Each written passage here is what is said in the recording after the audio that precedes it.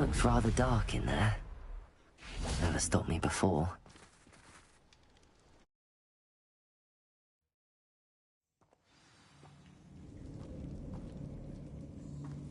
Well, my feet didn't turn into beets. That's a good start.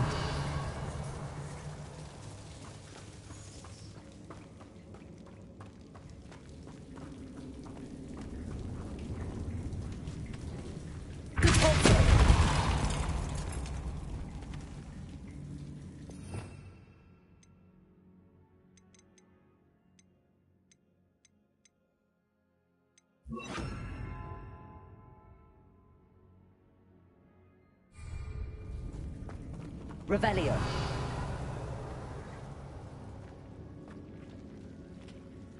Bombarda.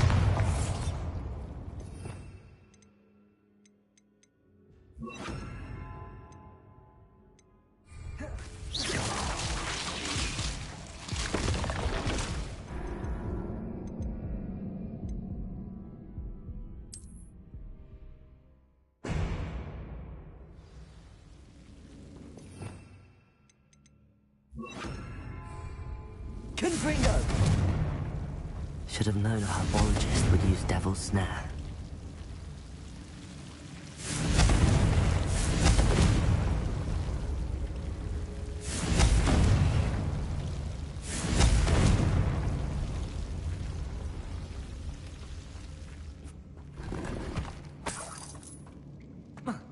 Revelio.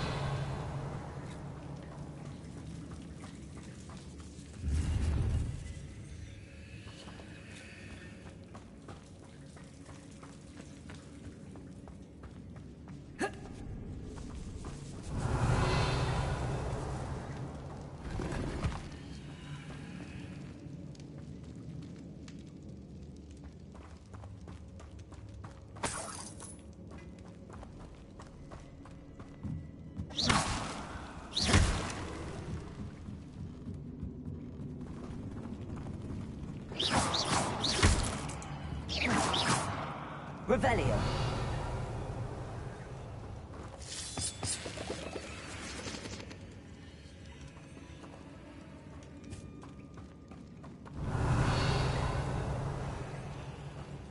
Glacius. Repulsor.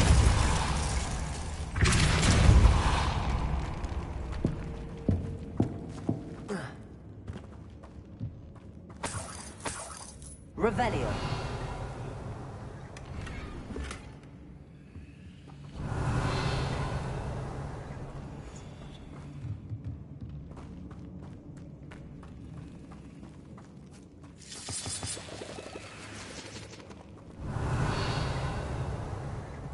Confringo. Revelio.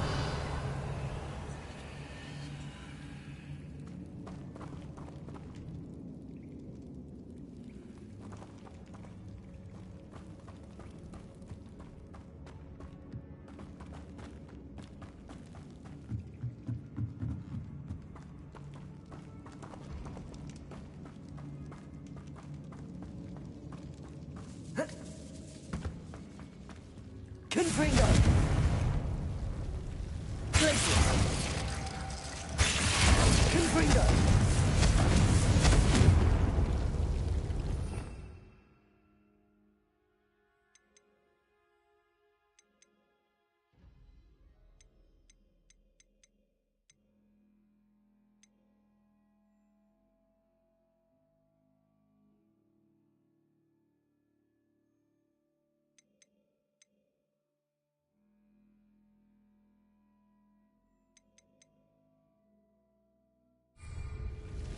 Bombarda. Confringo.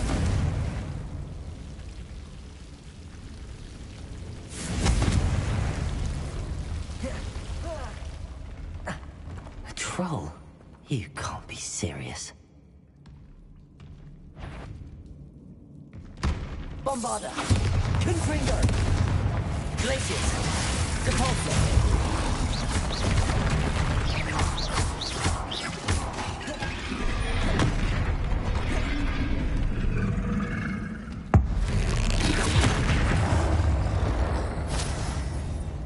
Confringo.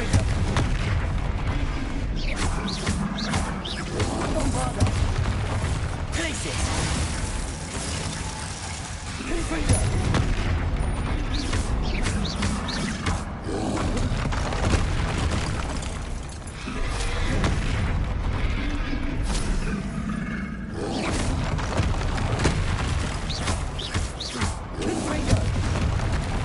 Bombarda.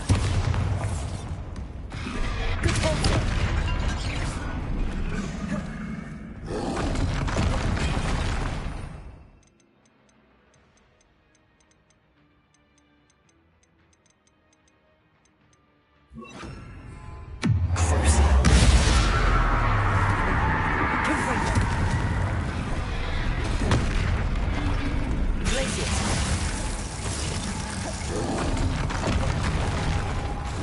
Bombarda. Confringo. Glacius.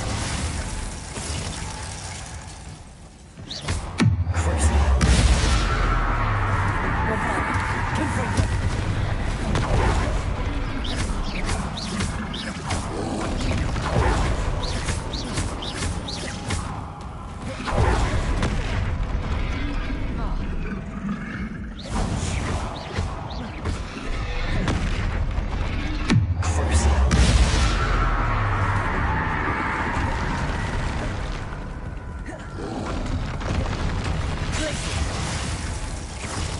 Confringo. Bombarda.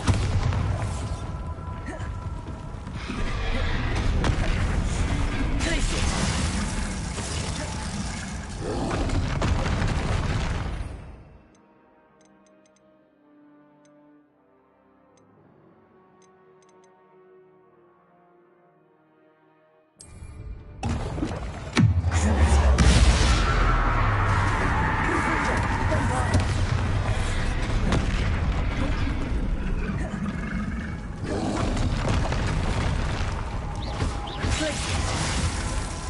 Confringo. Bombarda.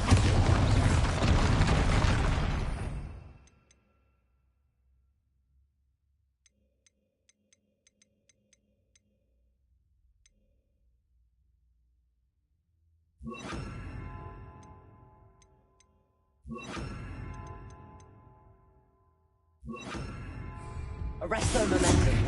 Confringo. Defender.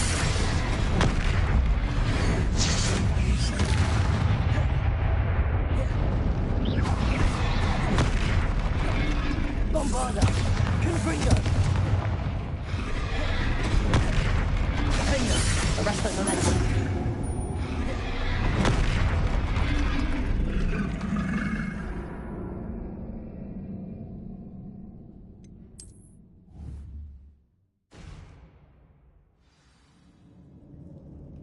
A troll.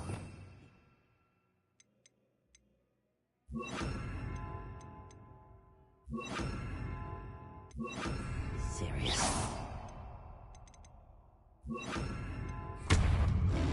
Defender. Confringo. Bombarda. Arresto momentum.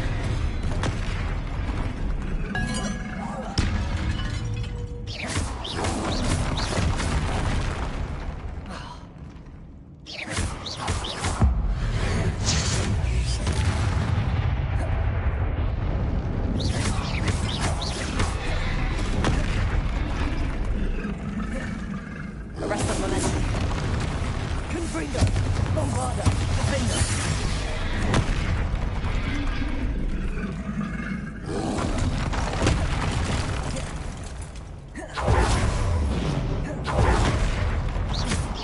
Arresto momentum. Confringo. Bombarda. Defender.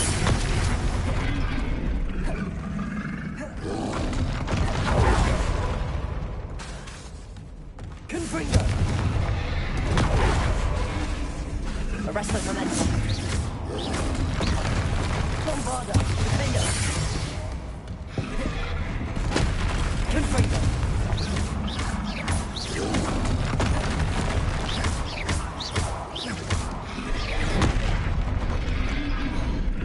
Defender. Confringo. Bombarda.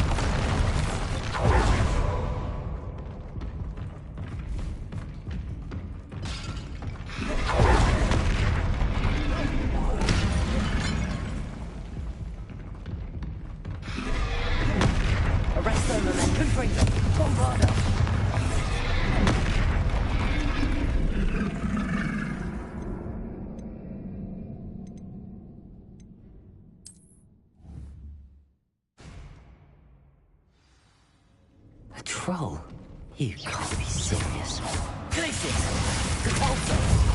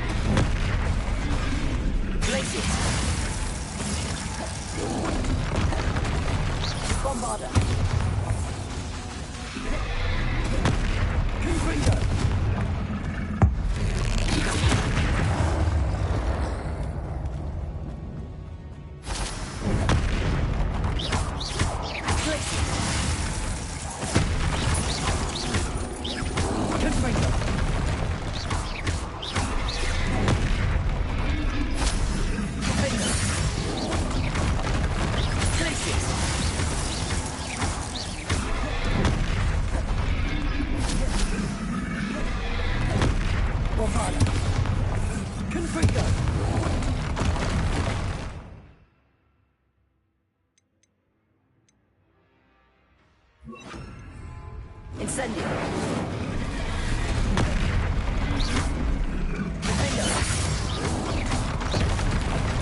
Incendio.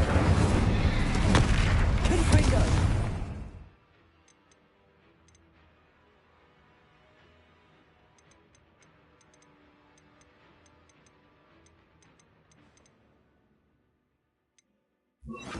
Descendo.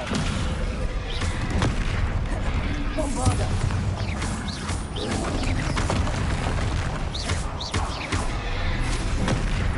Descendo. Confringo. Confringo.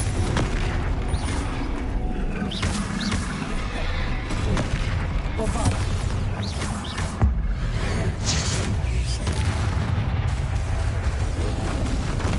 Confringo. Defendo. That was a close one.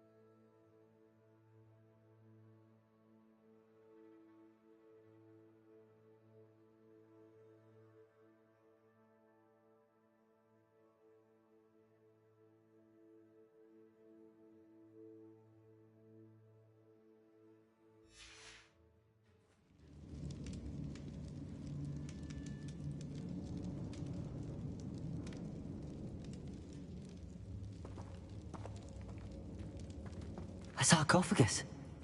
That should reverse the curse. Hopefully.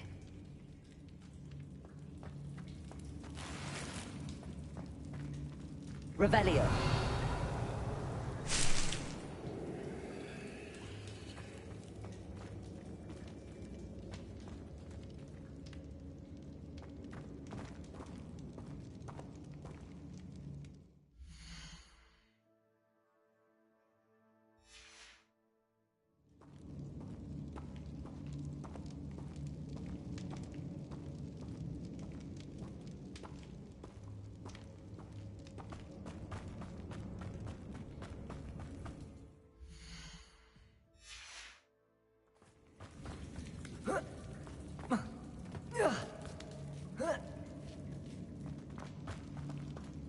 Revelio.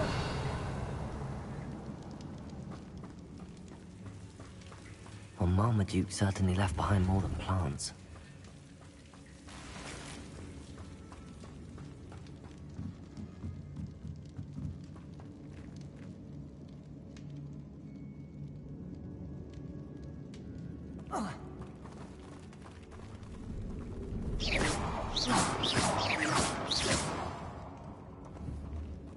Confringo.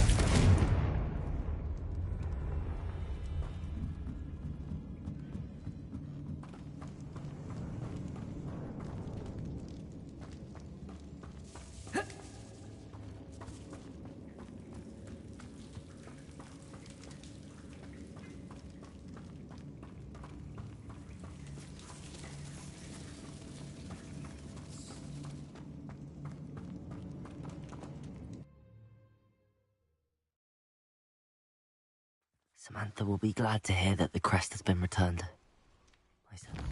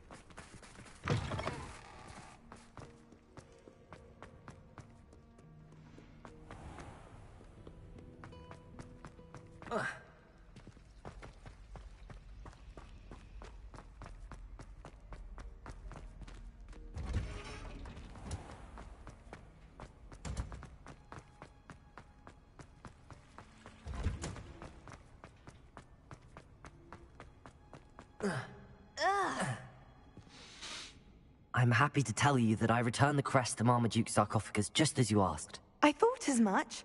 I received word from St. Mungo's that my brother's feet are back to normal. No more beats. Oh, I cannot thank you enough. It wasn't too much trouble, I hope.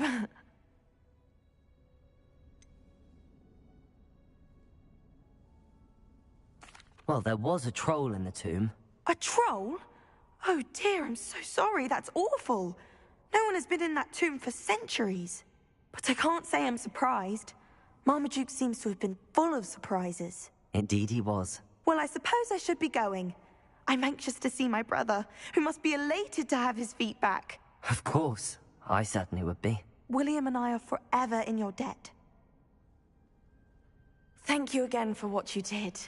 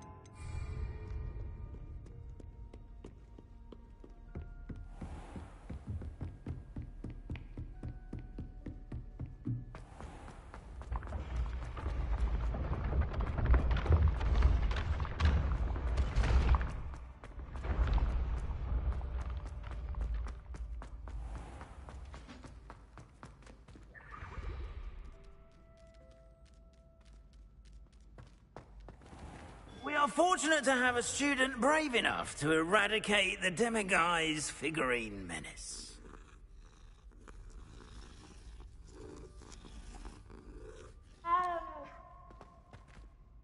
Hello, Mr. Moon. Oh, greetings! Any luck removing some more of those Demiguise statues? I actually have some moons for you. Oh, thank you. The fewer of these statues I see, the better. You keep your eye out for others, and I'll teach you more about Alohomora. Where should I look for more demiguise statues and moons? All of my usual haunts, which incidentally have now become quite haunting. Here in the castle, in Hogsmeade, and believe it or not, in some of the surrounding hamlets. Oh, my tormentor is nothing if not thorough. Kept me from all my usual engagements for an eternity now.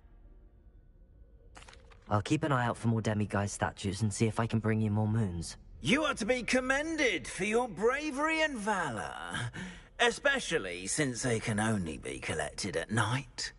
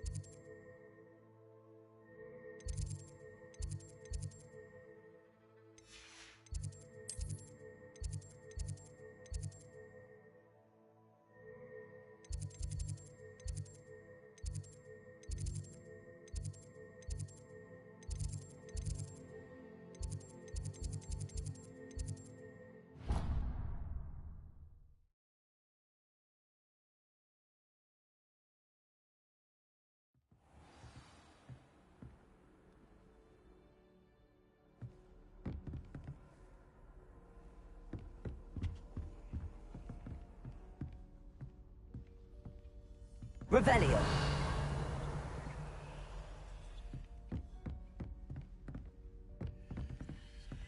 Aloha Mora.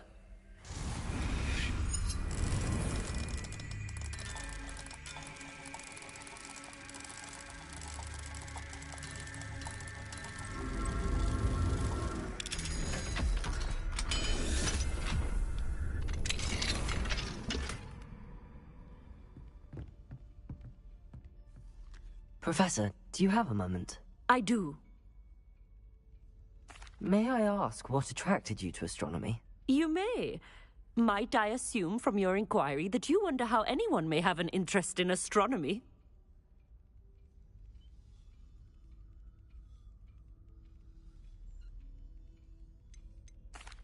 Oh, not at all, Professor.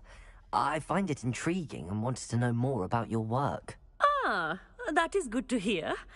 So often those who do not fully understand all that can be gleaned from the stars question astronomy's relevance. Misperceptions frequently arise due to the confusion of astronomy with astrology, the ridiculousness of which I shall not deign to discuss. To answer your question, it was my dear sister who first sparked my interest in stargazing. The two of us spent countless nights on our rooftops staring at the cosmos. It was one of the only subjects we could study together. I'm not sure I follow, Professor. Why was that? My sister is a squib. Clever, hard-working, and generous, but a squib nonetheless. The only non-magical child born to our family in generations, poor thing. Although she manages exceptionally well. It sounds as if she's a lovely person and accomplished. She is. And to her credit, while she was once disappointed not to attend Hogwarts, she has excelled in Muggle school. One of the first women, we suspect, to have attended Cambridge, well disguised at the time by our mother as a gentleman scholar.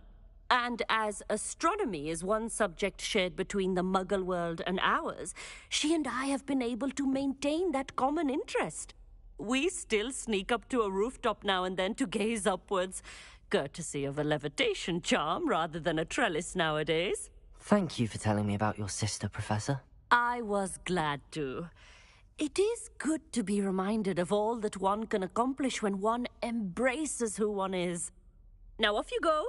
I am sure you've a star chart to review somewhere.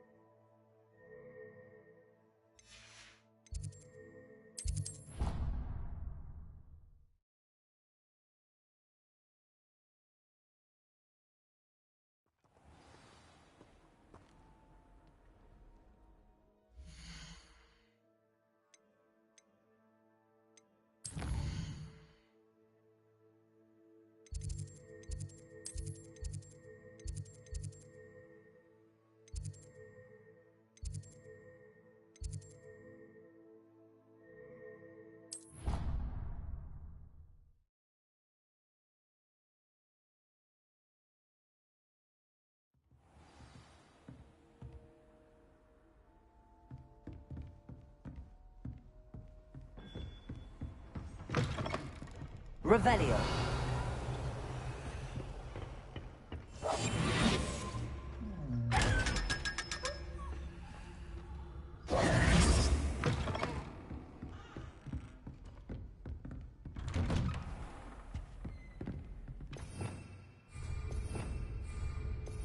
Revelio.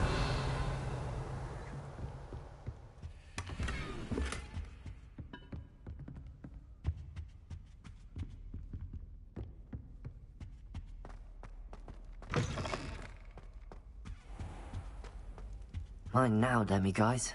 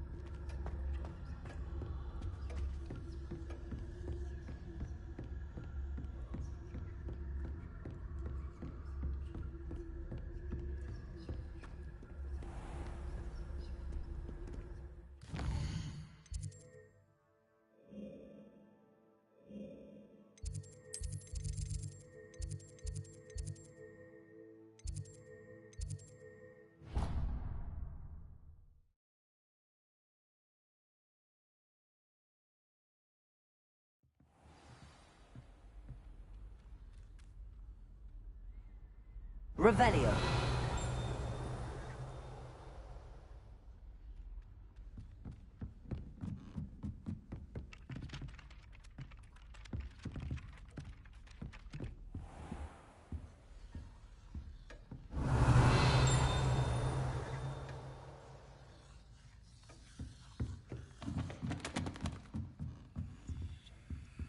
Aloha Mora.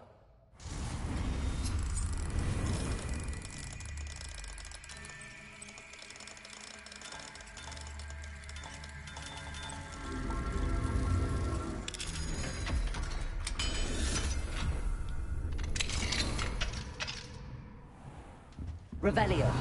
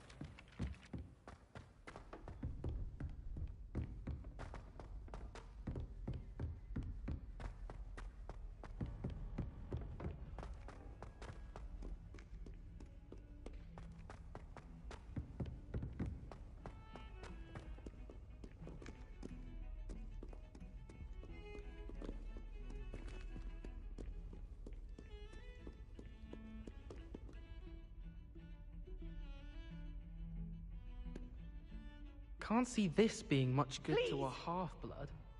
What about you? What do you think? Pardon me, is everything all right? No, it's not. We only had 2 bells to go, but she just had to go and spoil things. I'm afraid I don't follow. Who spoiled things? Also, what bells? Professor Black ordered Mr. Moon to take down the bells in the bell tower. Said they were giving him a headache. Those bells are a part of Hogwarts. I wasn't about to let that happen. So, I asked my friend Adelaide to help me put them back. We've always been a duo of sorts, Adelaide and Evangeline. Addie and Evie. Anyway, It was going swimmingly until Black started asking questions. Then she wasn't comfortable with our rule breaking. Now I'm stuck, unable to tell which bell goes where. Is it really that important that the bells go back up? Is it really that important? They're part of the school's history. Those bells likely told a young Merlin that he was running late to Charms, or called Ignatia Wildsmith to dinner. We can't simply fiddle with history. We're meant to be its stewards. It's certainly an odd decree, even for Black, taking down the bells for a headache. I agree. I thought it might also have been that they interrupted his hourly naps. That's all he does in his office, you know. But then I heard... Can you keep a secret? I can. I heard from Alice, who heard from Ollie, who heard from Eugenia, that it's because the bells reminded him of his wedding day. Breaks out in a sweat every hour on the hour. But mum's the word. If only 2 bells are left, isn't it fairly easy to tell which goes where? Easy for you, perhaps. I happen to be tone deaf. Mother likes to say I couldn't carry a tune if it hopped on my back like a chocolate frog. No point putting them back in if they don't sound just as they did before, for the sake of historical accuracy. Perhaps I could help put the bells back up. Really? Oh, that would be wonderful. The bells are in the bell tower just above the music room. You're certainly of more help than Adelaide. I imagine the bells are just inside in the bell tower.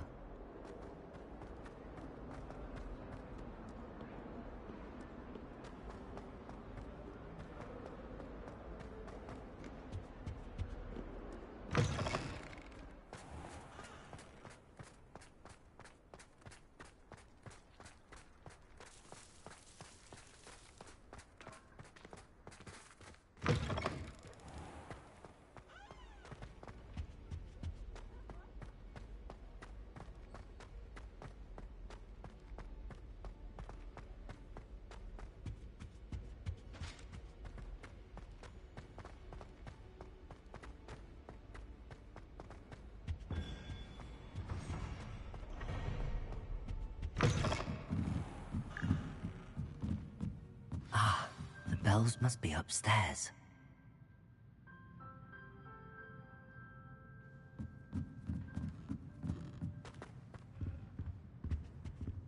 Hello, Homura.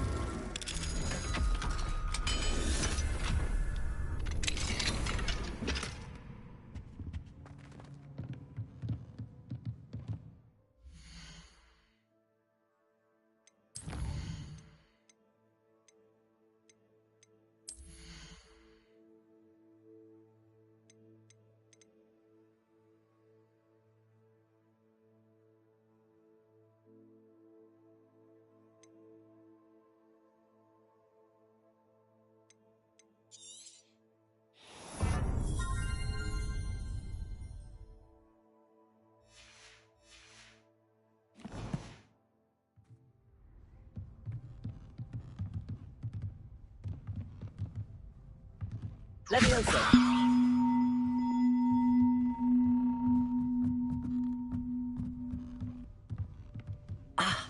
Found them. I'll have to get those up there somehow. Wingardium Leviosa, perhaps.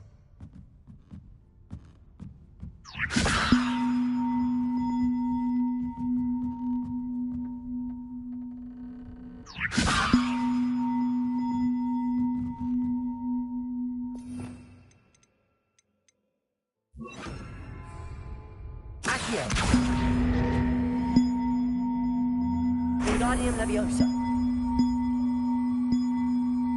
One up, one to go.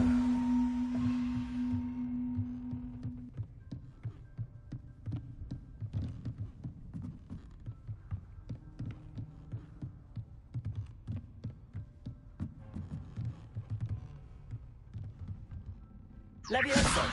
Accio. Wingardium Leviosa.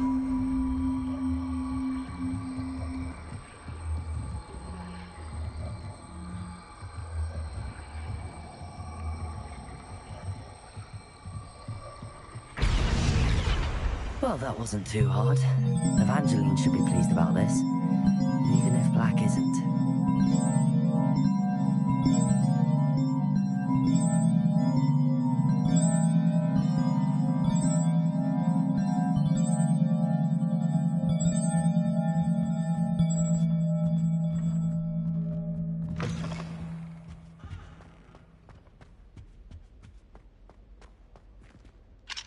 Aloha Mora.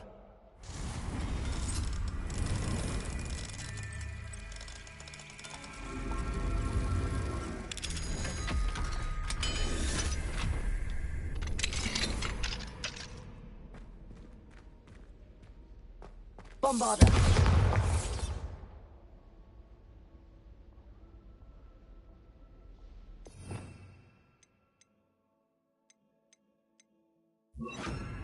Confringo.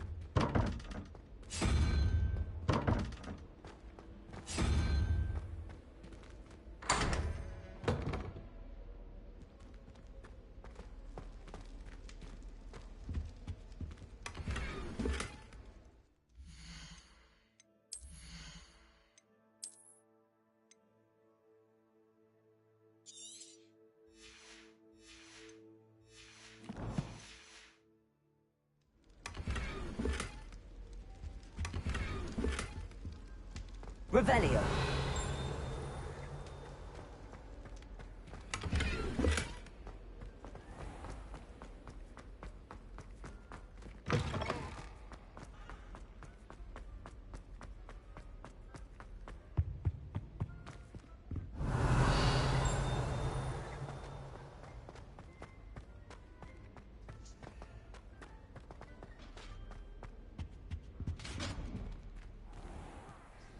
ready for Professor Bin's lecture. I've got my pillow.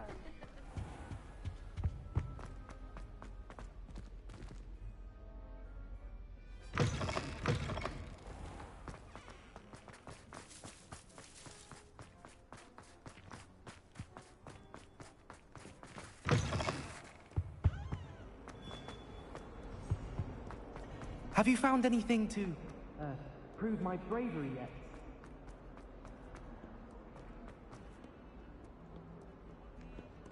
I thought I could count on my friend. The bells are back up, Evangeline. Ah, you're a credit to the school. I can't wait to hear them. I can't wait for the headmaster to hear them. I wish I could see his face.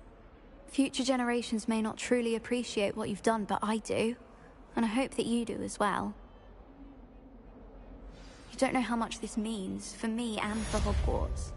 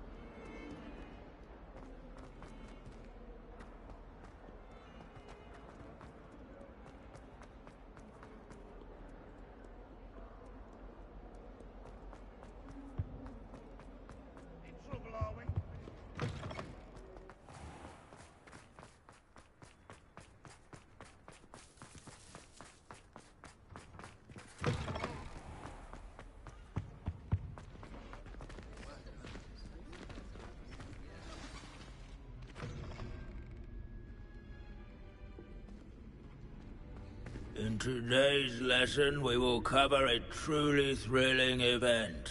The Goblin Rebellion of 1752 and all its triumphant tragedy.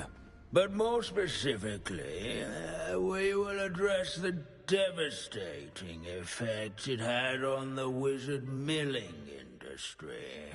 Throughout the many goblin battles, countless wizard cloaks were lost. Actually, we do know the number. 632. But history occurs outside the classroom. And look, it's time for my constitutional. One can practically osmose the history flowing through Hogwarts. I think the professor wants us to follow him. And now for a stroll to the bell tower entrance hall. Along with the rest of the castle, it was completed in the late early Middle Ages. The hall and the bell towers that loom above it contain myriad interesting artifacts.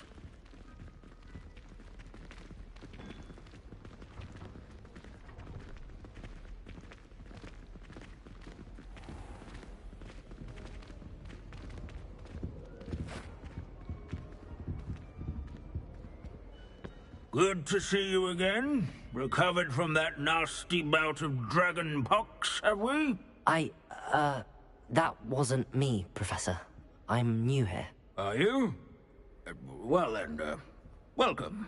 No doubt you're eagerly anticipating my analysis of various wizarding councils, codes, statutes, and of course, goblin rebellions. Not all goblins are rebellious. Some venture into wizarding politics, such as Eargit the Ugly. Some are talented artisans, such as Bragbor the Boastful.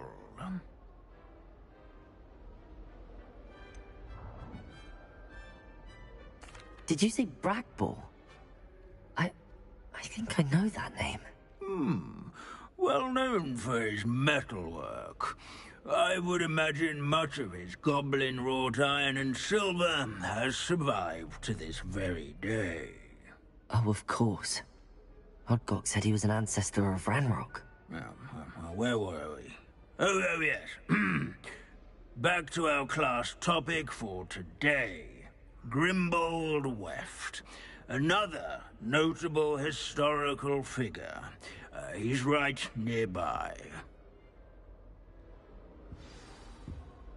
Curious students can find him on display here in the bell tower. Revelio.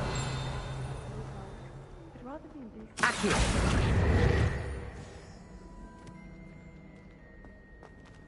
Revelio.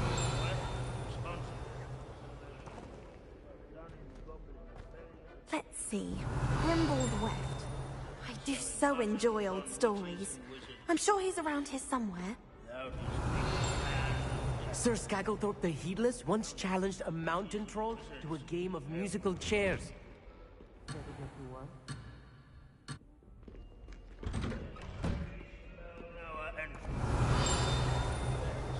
This Grimbled Weft sounds like a helpful fellow. Oh, yes. I see you found Grimbold Weft.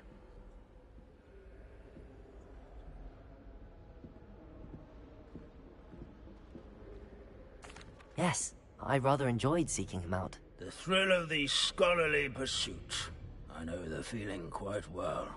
Now, let's turn our attention to the agreeability and general good nature of Sir Aphbuttle. He's also nearby. See what you can learn from him for your next assignment. Standing in eternal but symbolic watch over the bell tower is a retinue of loyal knights, or rather, statues of knights, I should clarify. Keen eyes. These bits of broom are all that's left of a witch called Celine Wartnobby. Rumour has it she was demonstrating her experiment. This is a centuries-old likeness His of Hunter. fame Fearless mouse hunter and devoted study companion. nor by People have always slaying loved their pets. bloodthirsty I dragons, find that comforting. but rather in training yards and skulls. This unassuming smudge is rumoured to be the location of the very first successful use of Bombarda. Oh, successful is a relative term, since whoever cast it didn't live to tell tale. Courage, everyone, to make the waving statue's acquaintance.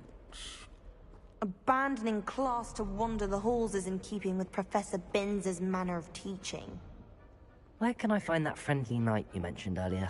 Oh, yes, Sir Aphbuttle, or rather the statue of Sir Aphbuttle.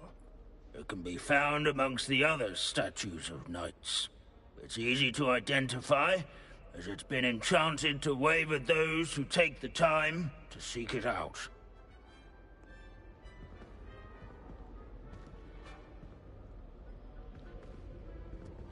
Revelio. You can't imagine how inconvenient travel was before I invented blue powder. There's nothing quite so magical as history. Dusty, immutable history.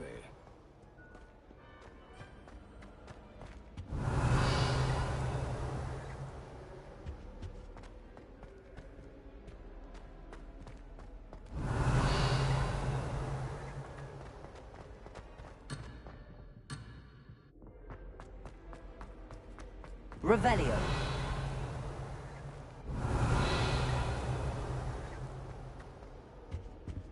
Wagadu's history is, well, a bit different than that of Hogwarts, to say the least.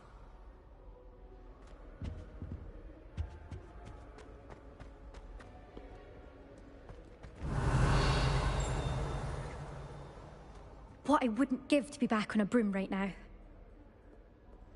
Leave it to Binns to make the most interesting school in the world seem... If you fail history of magic, Revelio. room to repeat it.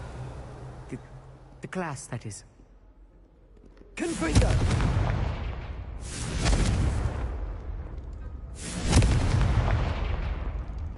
Revelio. The Hogwarts founders could never have achieved such architectural majesty without the aid of powerful magic. In all the centuries that Hogwarts has existed, not once has it collapsed. Our students often... Where can I find that friendly knight you mentioned earlier? Oh, yes, Sir Aphbuttle, or rather the statue of Sir Aphbuttle. It can be found amongst the other statues of knights. It's easy to identify, as it's been enchanted to wave at those who take the time to seek it out. Revelio.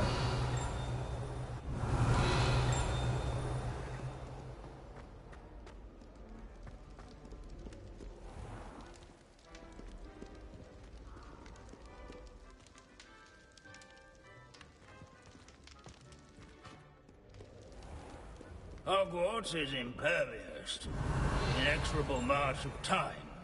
Perhaps that is why I admire it so.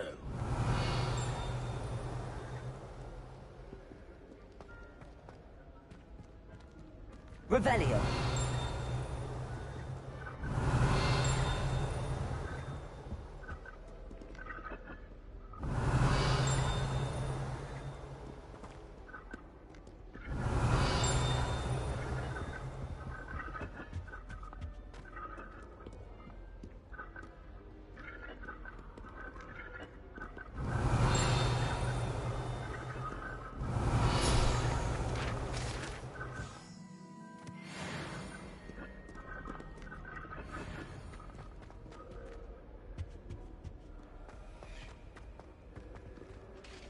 Professor Binns, I found the statue of Sir Afpuddle. Ah, well done.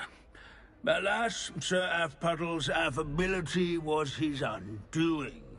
Died instantly trying to befriend a basilisk. Eye contact is not always to be encouraged. So beloved was he that even some goblins mourned his passing.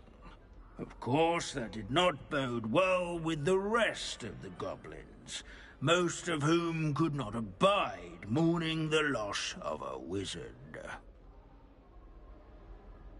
Pity goblins and wizards can't get along.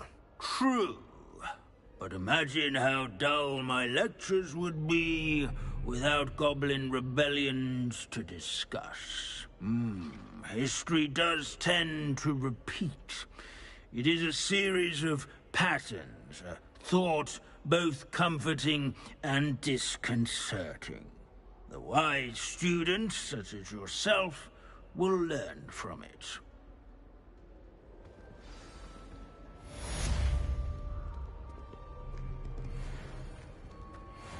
History is written by those who do their schoolwork, so they say. Or at least I like to say.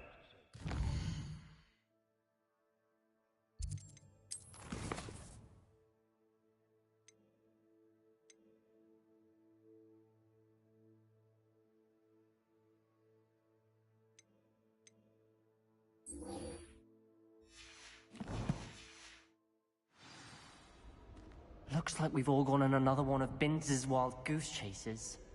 How can we do so much and accomplish so little?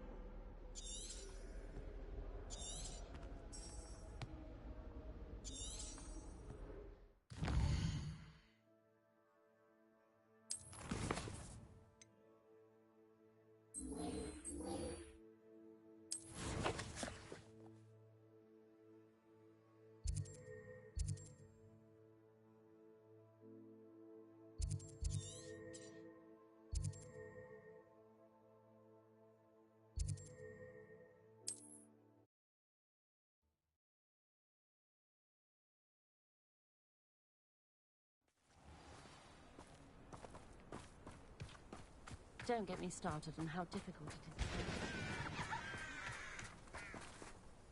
Hello, nice to meet you. Welcome. I'm Bernard Indiaye, and this is my shop. Is there anything I can help you with? What do you have for sale? What are we in the market for today?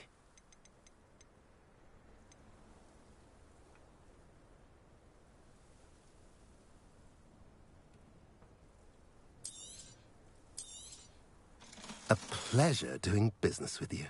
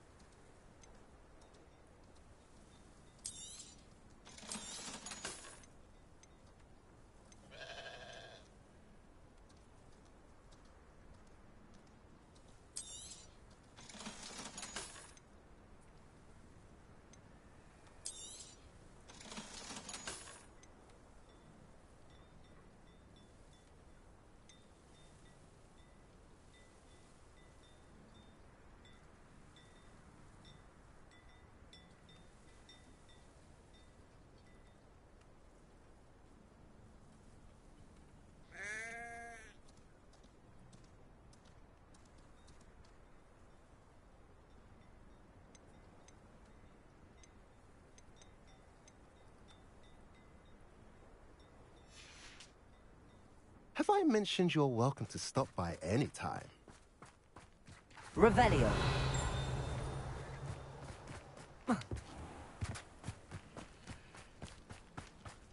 Not sure how I'd fare in a little place like this.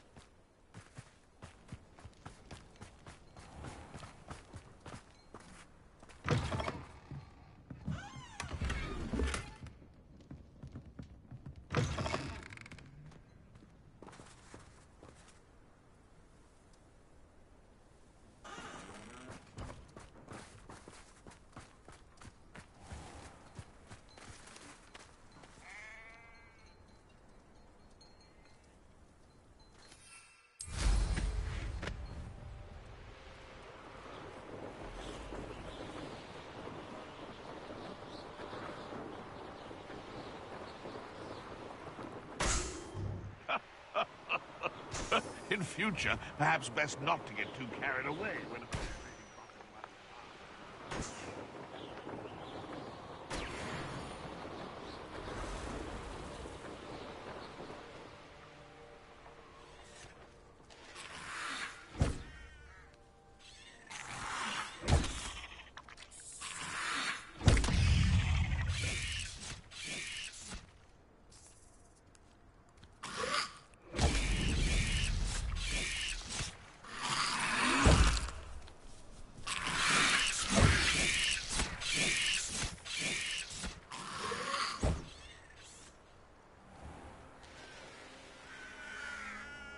You're here.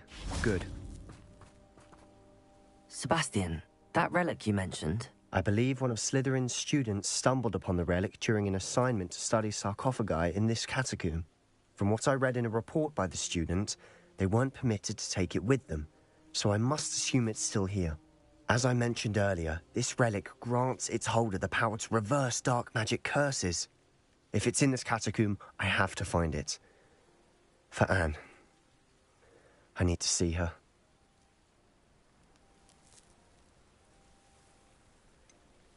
I'd be interested to know what else the student discovered. Have a look. Unfortunately, there's no name on it, but I suspect if it was important enough for Slytherin to stash in his spellbook, it's worthy of further study. I'm ready to explore the catacomb. Perhaps we can visit Anne when we've finished. Perfect. By the way, Ominous has been asking about you. You didn't tell him what we were doing, did you? I didn't. I promise. Good. Ominous would be livid if he knew what we were about to do.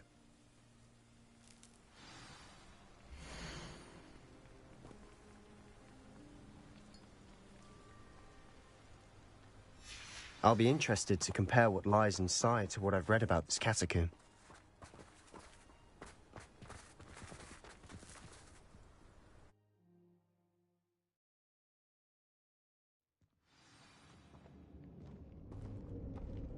I'm sure that foul smell is the scent of success.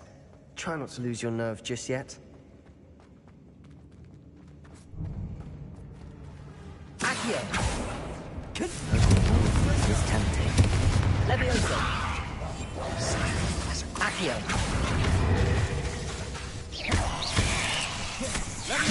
Levioso.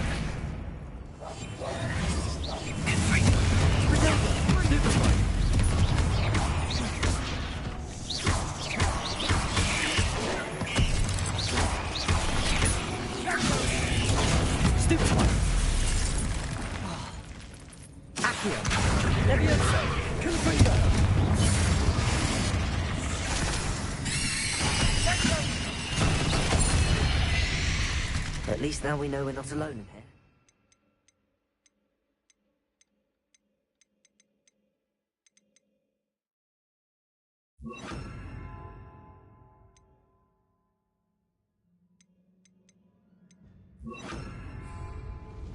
Perhaps that was it.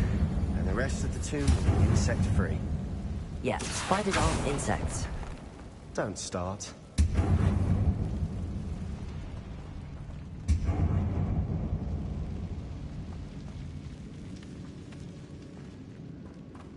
Accio.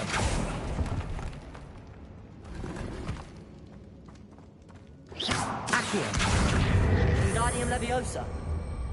This room is taller than it looks. Accio. Wingardium Leviosa. Accio.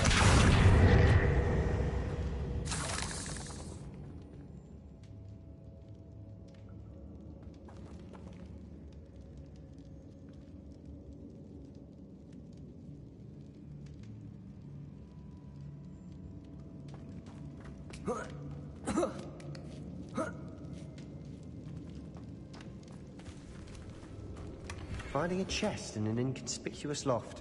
Brilliant. Revelio.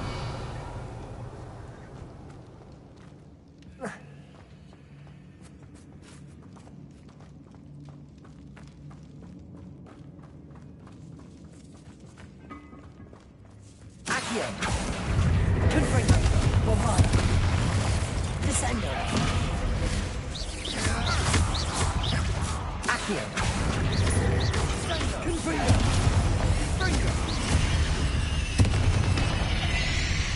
We've rid the world of another spider. I shall sleep better tonight. Confringo.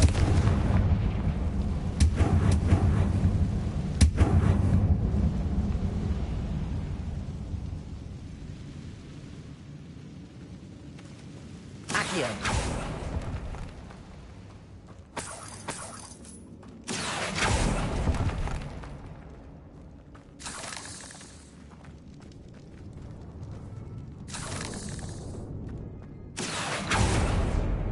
Revelio.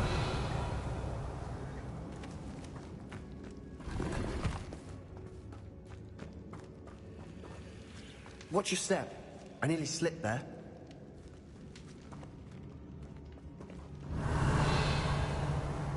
Accio.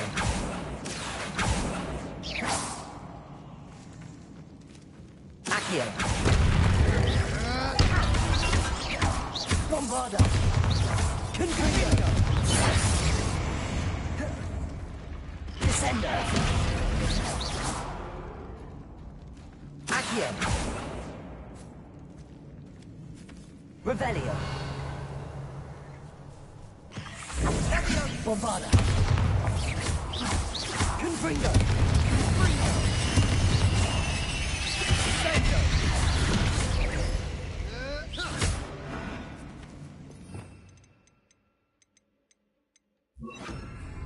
All this grass. It no longer feels like Revelio. I've read about catacombs that underwent expansion efforts and ran into problems. Often cave-ins. And then were abandoned. Exactly. We'll be fine, though. Accio. Confringo. Accio.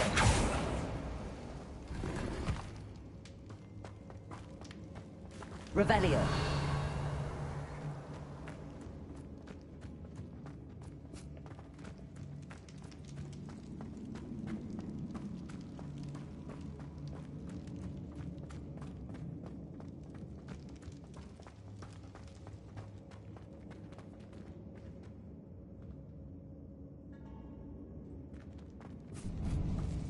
Now this is the sort of great room I want to be buried in. Surrounded by grandeur.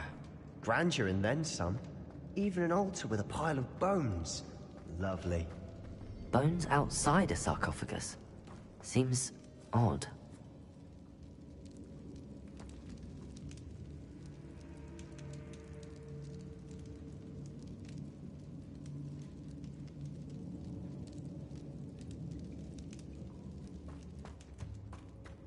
There's something here by the altar.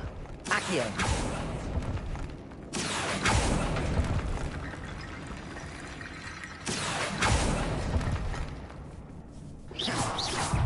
Accio. Confringo. Finger. Bombarda. Accio.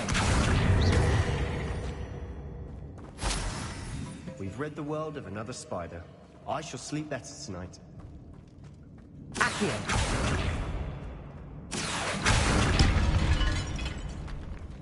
Revelio.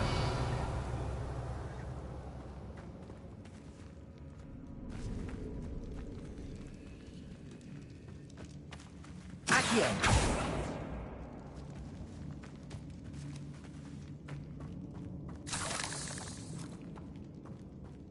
Revelio. Accio. Accio.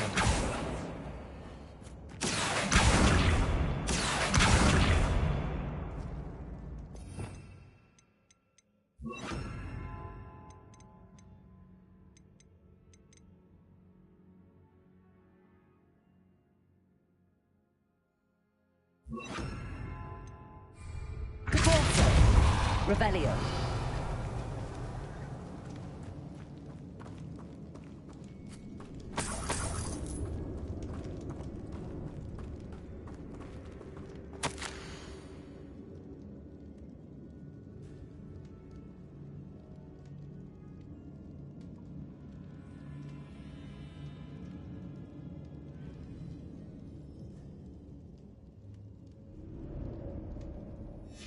What did you find?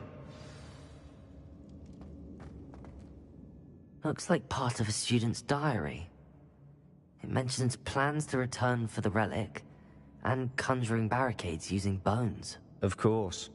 The student's summary referenced the space beyond the Great Room, which means this can't be a dead end. Let's divide and conquer. You work on sorting out the bone barricades, I'll look around and see what we missed. Hold on to that diary entry. There may be more to it. It does mention something else. It says their next assignment was learning the Imperius Curse. Really? Interesting. We need to focus on moving beyond this room. But let me think for a moment. Do you think the pages were left here on purpose? Slytherin mentioned a student who excelled in charms and always carried a satchel stuffed full of notes. They might have been left on purpose, or the student may have simply dropped them. Of course. I'll start to search for those barricades. Brilliant. There's more to this than even I imagined. Leviosa! Bones stacked oddly on either side of this archway. Leave. In this case, no bone.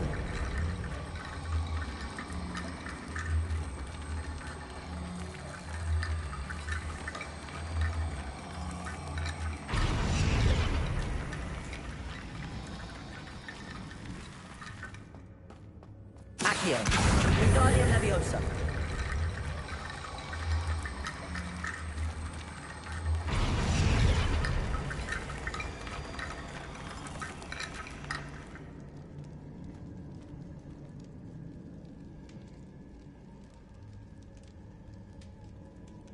Accio. If this archway's been barricaded, we can find a way through. Revelio. Accio.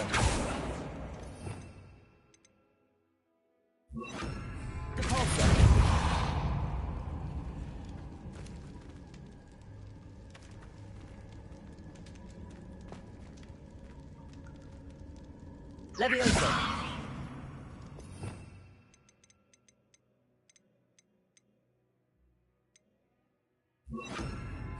Descendo. Revelio.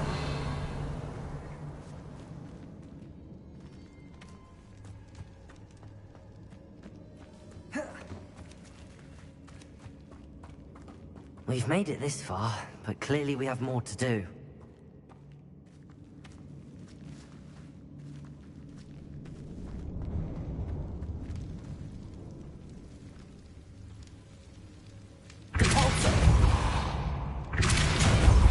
Descendo.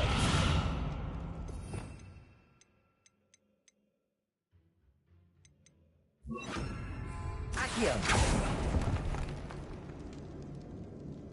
I need to find a safe way across.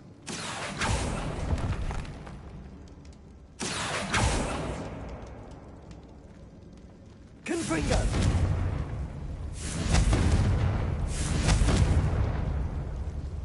Revelio.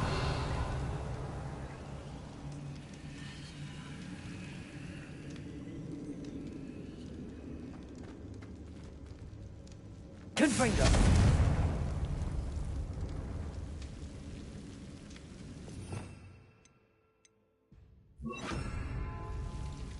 Incendio.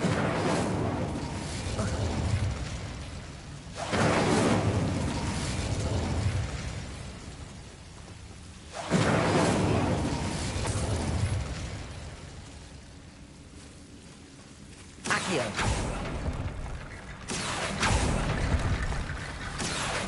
Wingardium Leviosa.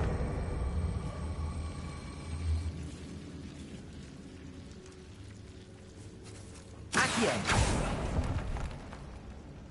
Revelio.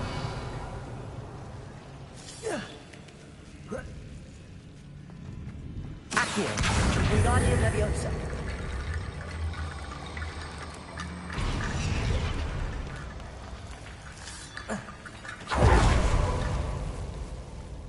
Accio. Wingardium Leviosa. Rickety bone bridge complete. Cabalzo.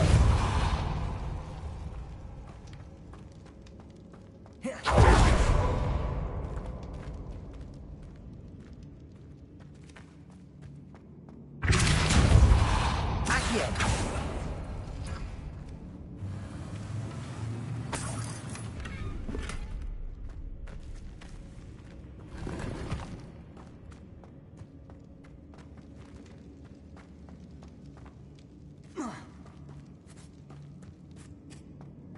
Revelio. Accio. Depulso. Incendio. Confringo. Accio. Wingardium Leviosa.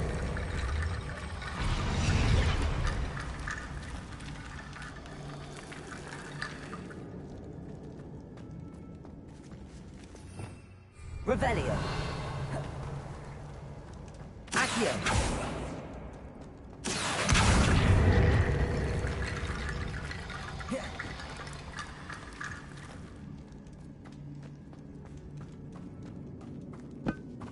Did you hear that?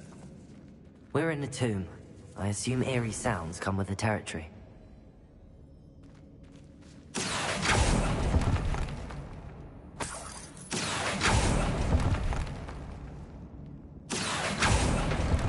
Accio. Wingardium Leviosa.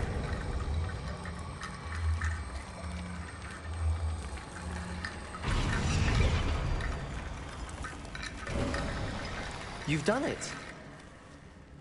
I knew we'd get through. I felt it in my bones. Nice. Before we trudge on further, I've just realized something. The student's diary mentions the Imperius curse. I wouldn't be surprised if we're going to need it here. It's an unforgivable, but useful when you're outnumbered. Places the victim completely under the caster's control.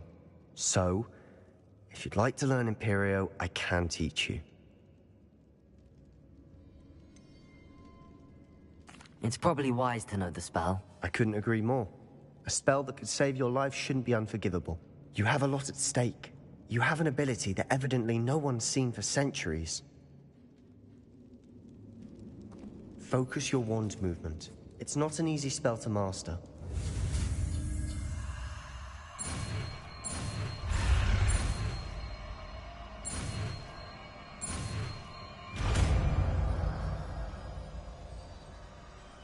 There we go. Something troubling ahead. Be on your guard.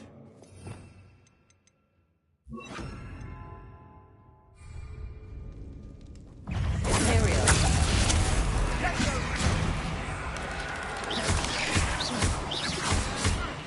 Confringo. Confringo. Incendio.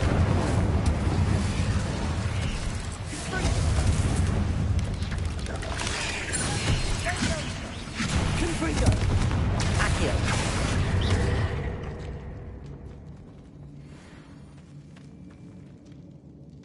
Revelio.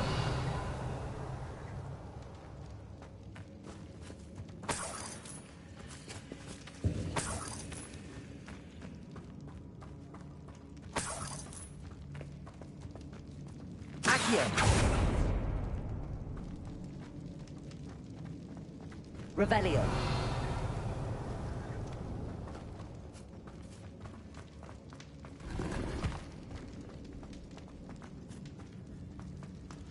Another barricade. Considering how well you did on the last one, this should be a cinch. How gracious of you. I try.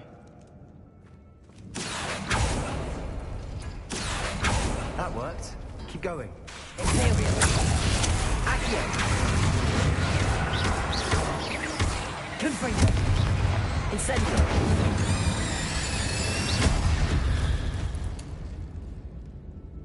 Accio.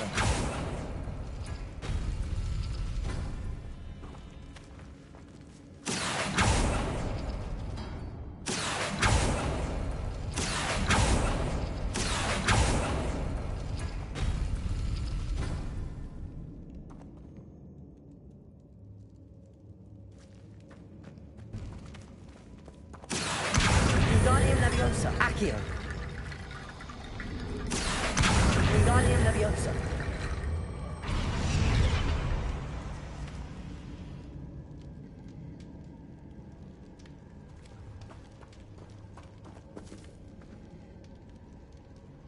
Revelio.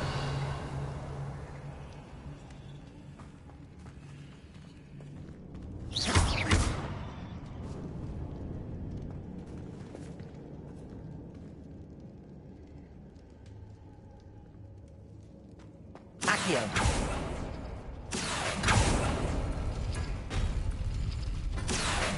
Wingardium Leviosa.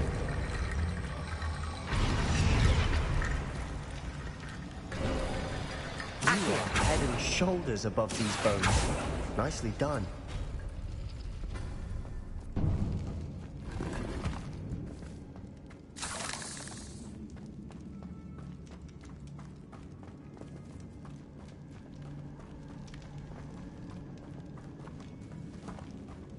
I see Revelio. why Slytherin's student was so entranced with this place.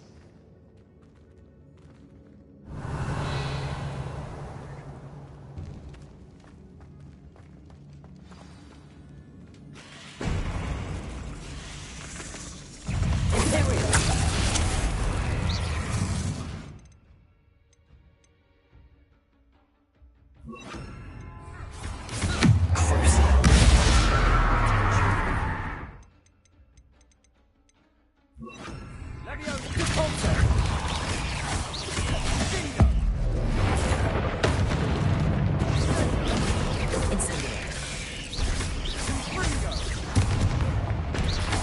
Expelliarmus.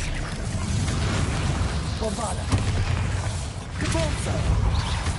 Incendio.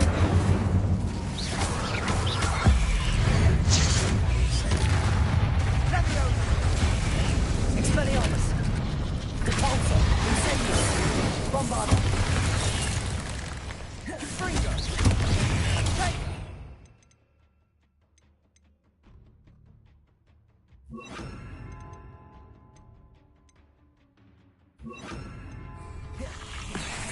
Imperial.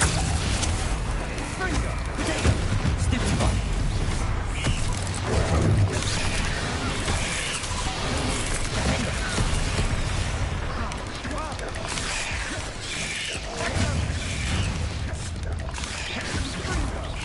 Incendio.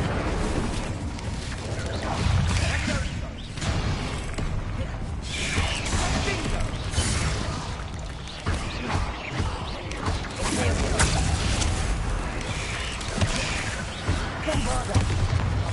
Incendio.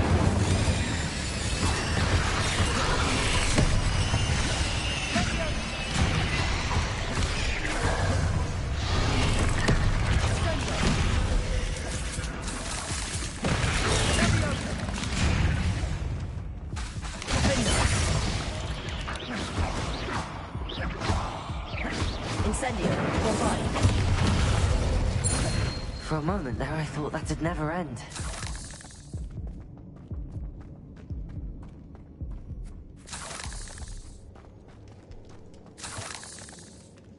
Incendio.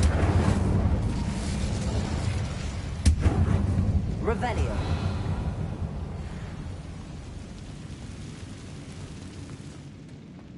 Dead end.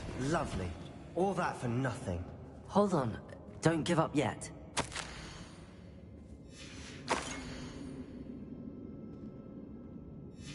Sebastian! The relic! Look!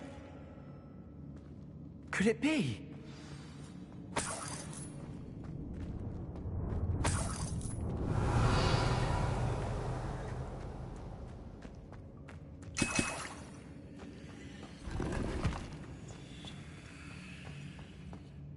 The note and rendition of the relic. It matches.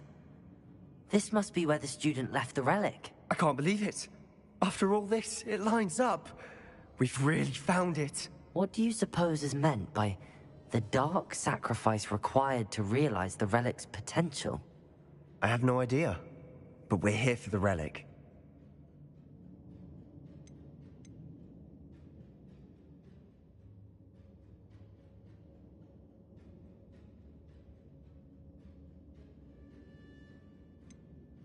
I'm willing to ignore what the journal entry says. We're taking the relic. Agreed. This is meant to be. For Anne's sake, I'm taking it. Let's get to Feldcroft. I must keep this relic secret, especially from my uncle. Is that ominous? Ominous! The sounds we kept hearing. It was you. You gave me no choice. I had to follow you. Sebastian, please, leave the relic alone. We can find another way to help Anne.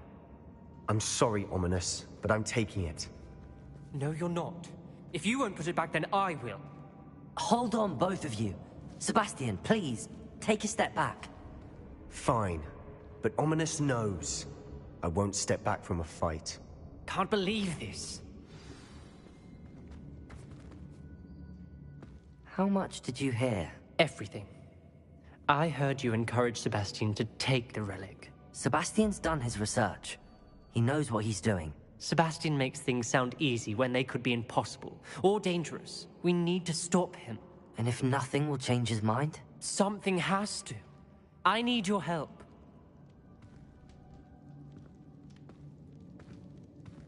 You're right. This seems far riskier than Sebastian realizes. Good. We're agreed. We don't allow him to leave here with the relic. I do think we should talk to him, but I fear we won't stop him from taking the relic. What are you suggesting? I'm suggesting we negotiate. We allow Sebastian to leave with the relic under one condition. After this, no more. I feel that's what we agreed to in the scriptorium. I'm being taken for a fool. You're not, Ominous. This may be the only way to keep your friendship intact. Let's trust him to know what's best. Fine. If I trust him on this, I'm trusting you too. The dark arts seem harmless until it's too late. Go then. Leave with the relic. I'll not say a word more. I hope I don't regret this. Sebastian, we're ready. What is it? I haven't changed my mind. Ominous has. Let's go. What? Ominous? I'll explain on the way. Come on.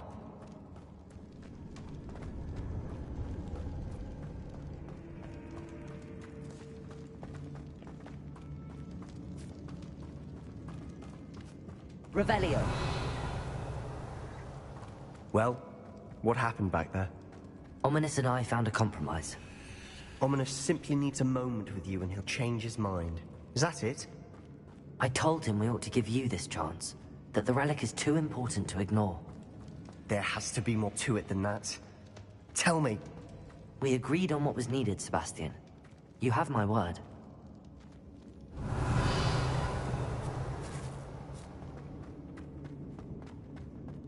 I never wanted to keep all this from Ominous. He just doesn't understand. And I didn't want to worry him all over again.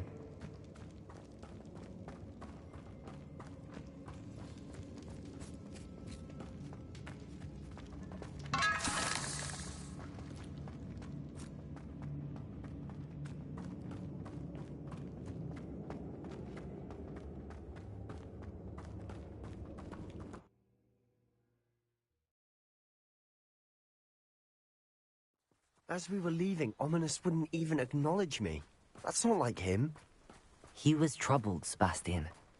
Even though we agreed to it all, it's been a lot to take in. I thought he understood. He knew we couldn't give up. All of this is too important. For Anne.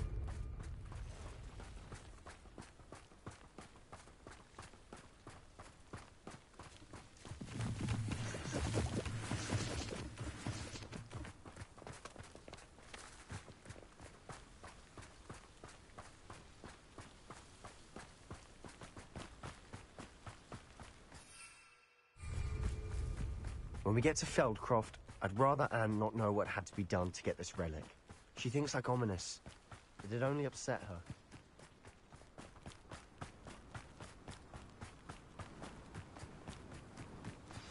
Oh no, this isn't good. What is it? Smoke, over there, by the hamlet. Feldcroft's in trouble. Let's hurry. Your spells plant off of me. You won't stop me. Incendio. Accio.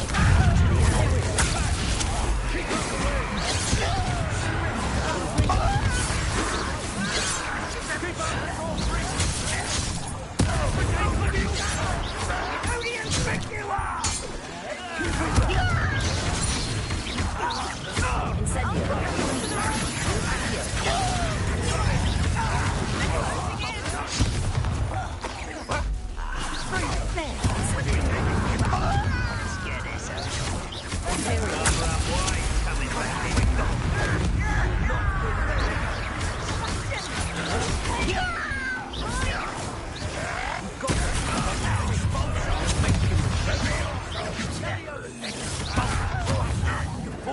Stop provoking! I will have my revenge! Incendio.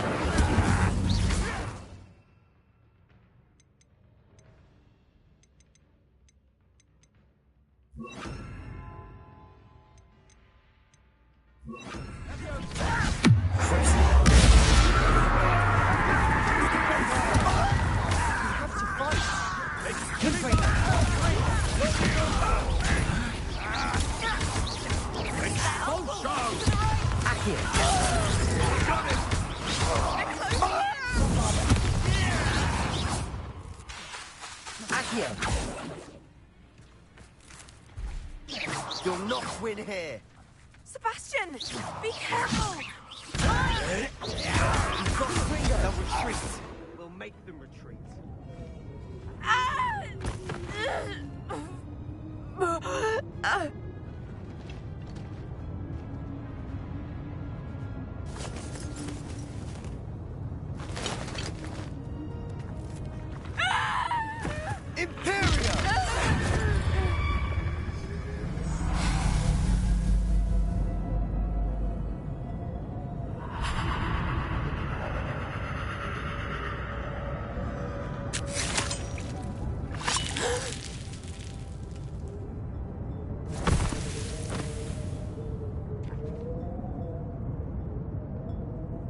Boy!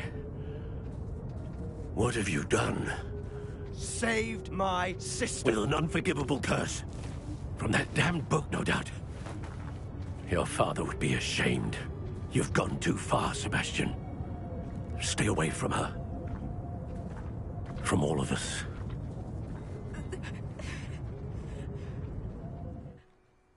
What did my uncle expect me to do? The Imperious curse saved Anne's life. That goblin was going to kill her. You did what you had to do. If I have to keep proving that to my uncle, I will. He cannot banish me from my own home. From my sister. It might be best to let him calm down a while. May I speak to him? Perhaps I can help to ease the tension a bit. You may be right. Very well. Probably best if I get away from here for a while. I'll head back to Hogwarts.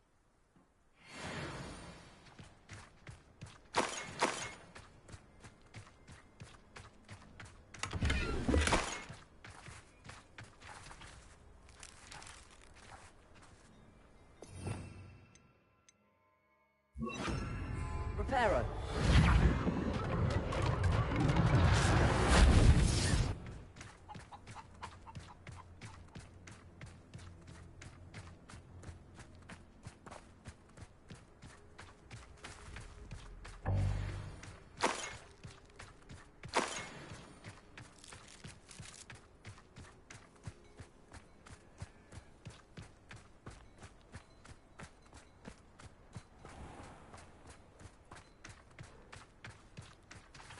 Revelio.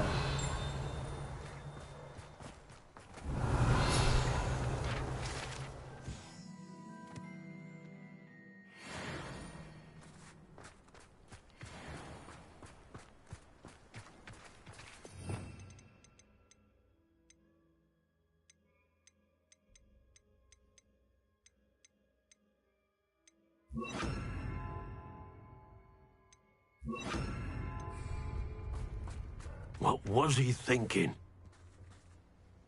Pardon me, Mr. Sallow. What Sebastian did was inexcusable. You cannot possibly be about to defend him. Sebastian and I have encountered Ranrock's loyalists before. That goblin would have killed Anne. This family does not resort to using dark magic, even against our enemies. What Sebastian did cannot be undone. That you are defending Sebastian's behavior at all tells me everything I need to know. You are as guilty as he is. Sebastian is to come nowhere near Feldcroft, nowhere near Anne. Unforgivable curses are so named for a reason. If I hear that either of you continues down this path, if either of you uses dark magic, I will notify the headmaster immediately. Why, Sebastian?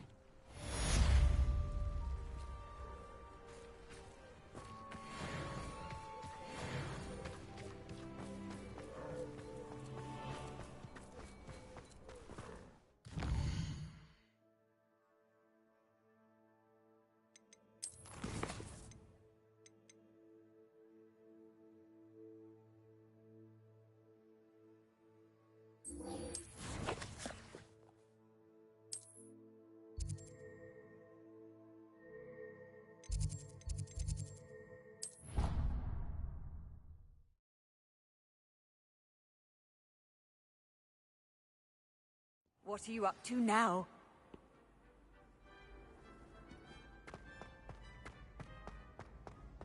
So frustrating. You wanted to speak with me, Mother? I had hoped to speak with you alone, Natsai. Your message mentioned your concern about an unusual creature that was spotted in the woods near Hogsmeade. That could have been anything. You know what it was, Natsai.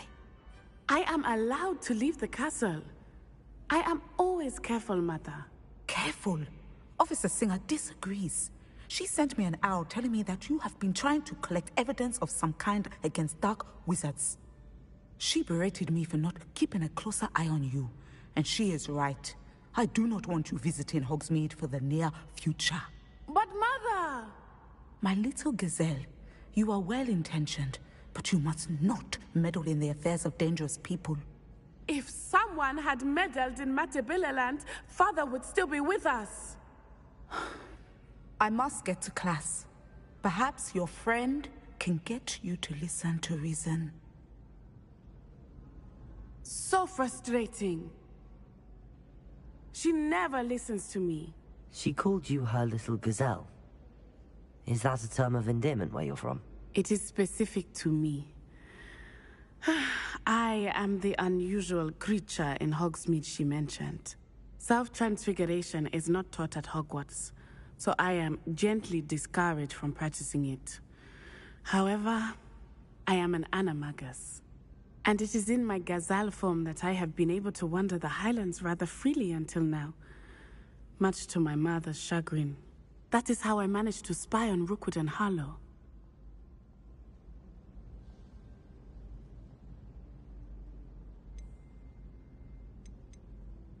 How does it feel to transform into an animal? Well, the first time, it can be a bit unnerving. I felt a kind of searing pain and a strong double heartbeat. But it gets easier the more you do it. I no longer feel any pain, and I must say, I find a sense of comfort in the double heartbeat. And I love being able to view the world from a different perspective. Can you choose what form your animagus will take? Oh no, a person's animagus form is determined by their personality. My mother is convinced that my form is a gazelle because I adapt well to any situation. I believe it is because I can sense danger and keep my wits about me. Were you born an animagus, or did you learn to become one? Animagi are not born. The process is quite elaborate.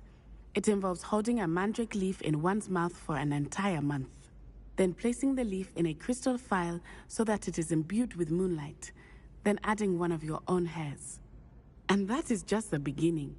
Self-transfiguration is common among students at Wagadu, but Professor Weasley considers it much too dangerous to teach at Hogwarts. Now the nickname makes sense. What an extraordinary ability to have. It is. I love transforming, but Mother is less enthusiastic about it. She says that no creature, especially one as rare as a gazelle, should be bounding about where poaching has become so prevalent. She claims that she has foreseen tragedy befall me in my gazelle form. But she has used her sight to control me too many times. I no longer believe it.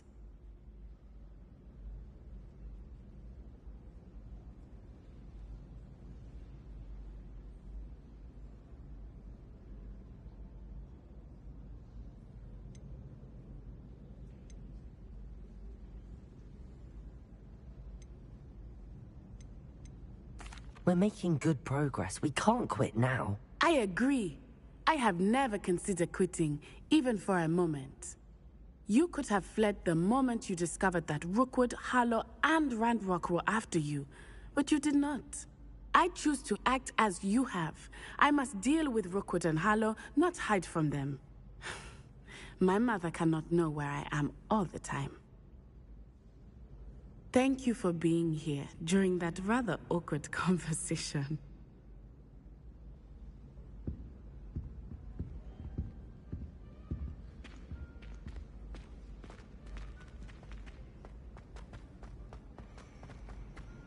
Revelio.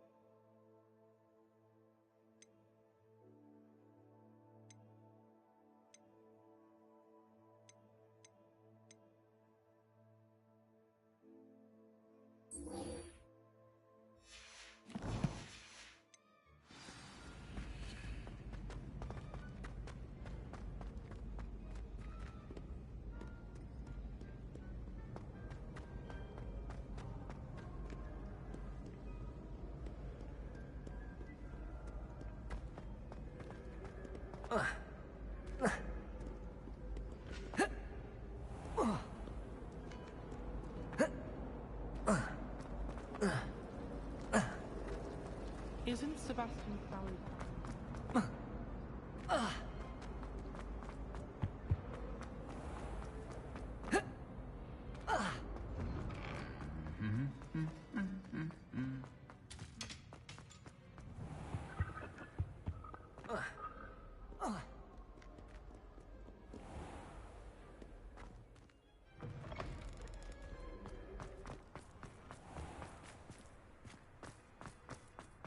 Oh, I've been turned around on the ground.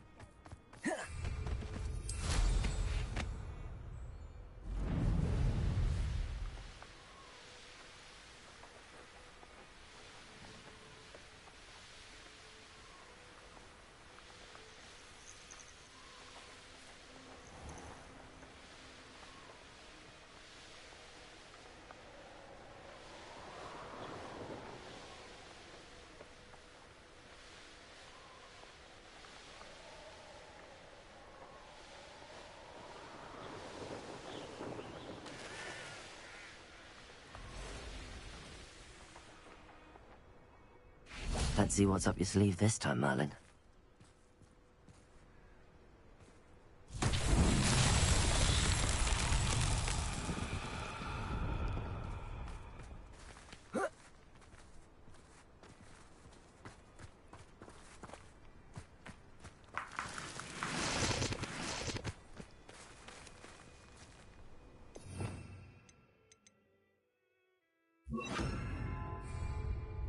Confringo.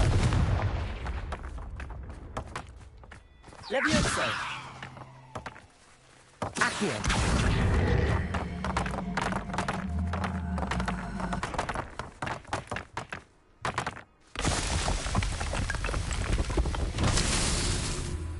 Levioso.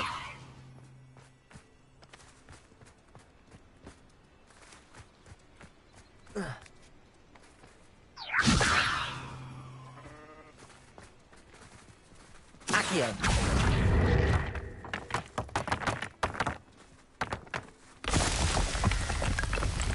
Revelio.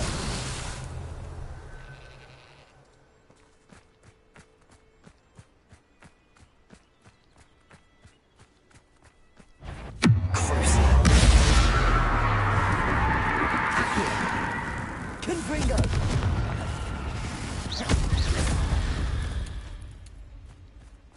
Cursed fiends.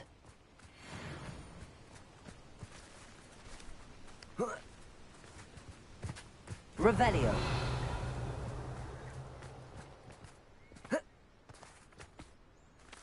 Accio.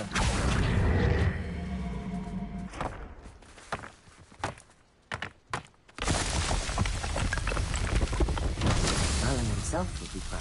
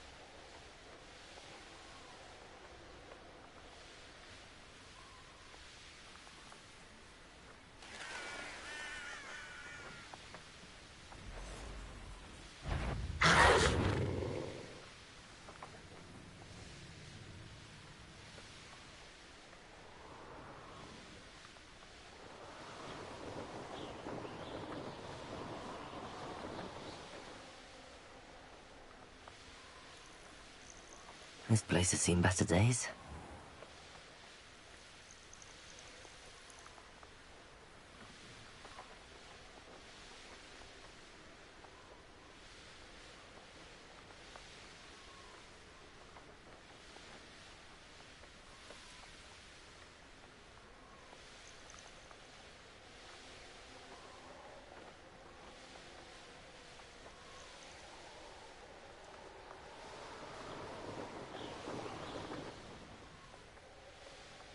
Here we are. Mr. Weeks wasn't wrong about the mountain views. If it isn't the fastest Gryffindor.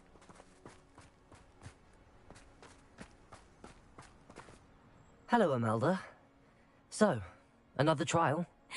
Of course it's another trial. And you'd better be taking part.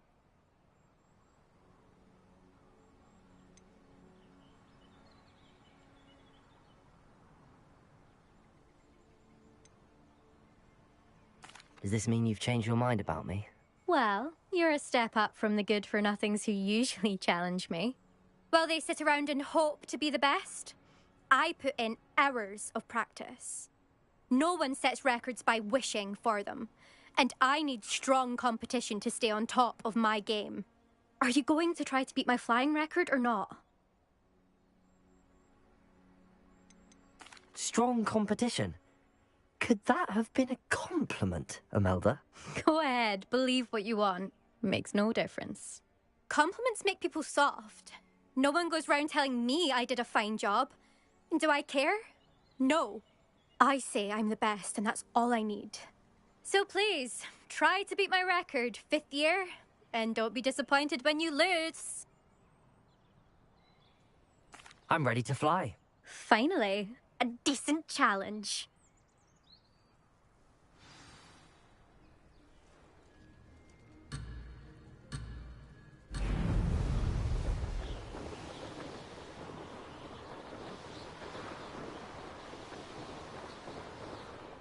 Made it!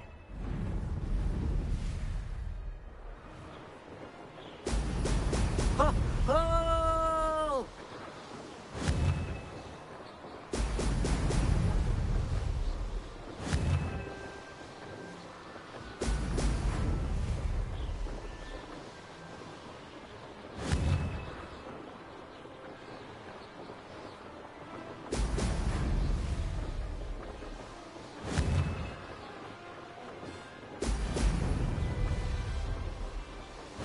Getting the hang of this.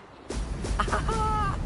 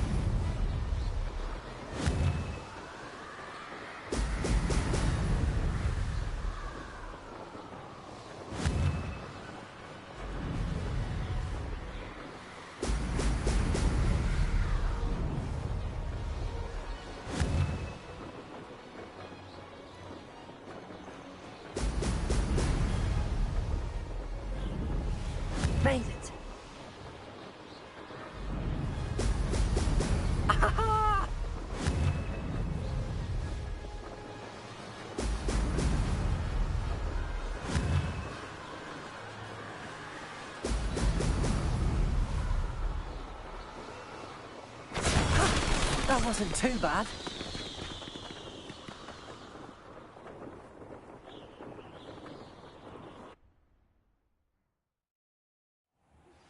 We should speak with Mr. Bickle's friends. I believe I can sneak away without drawing my mother's eye. Meet me near Hogsmeade, and we will... You've improved, I must admit. That was a bloody good run. Be careful. Earn a reputation for talent around here, and some people get put out about it. Sounds like you're speaking from experience. Yes, well, I am. Anyway, you didn't do abysmally. I can't deny that. But you'll not have the same luck on the South Coast course.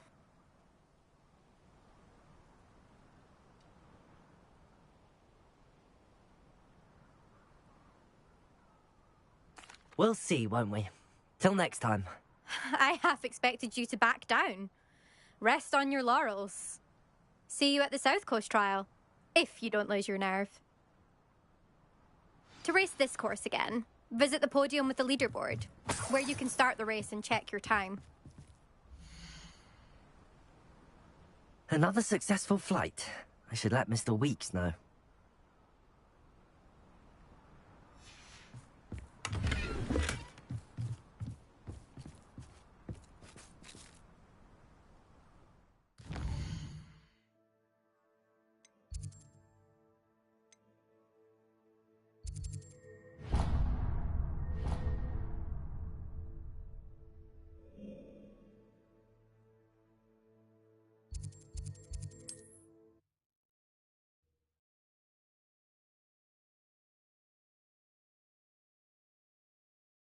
Sometimes it seems all roads lead to Hogsmeade.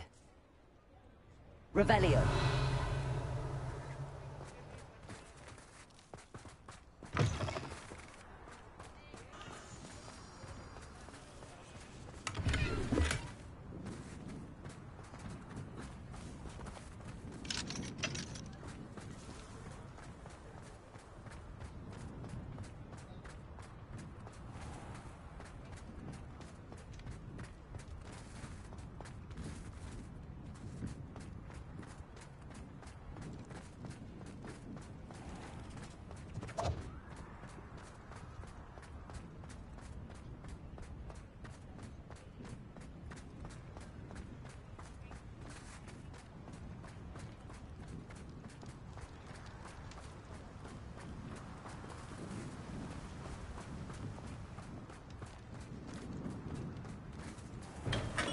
Hello there.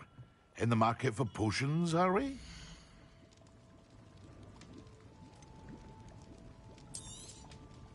A wise decision. Thank you.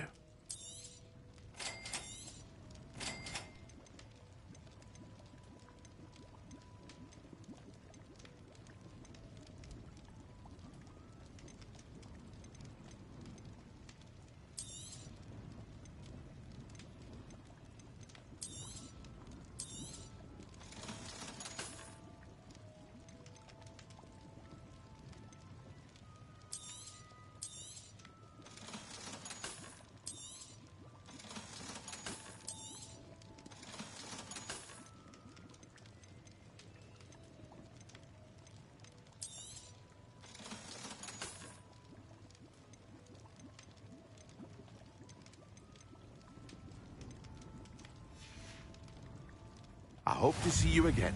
Farewell for now.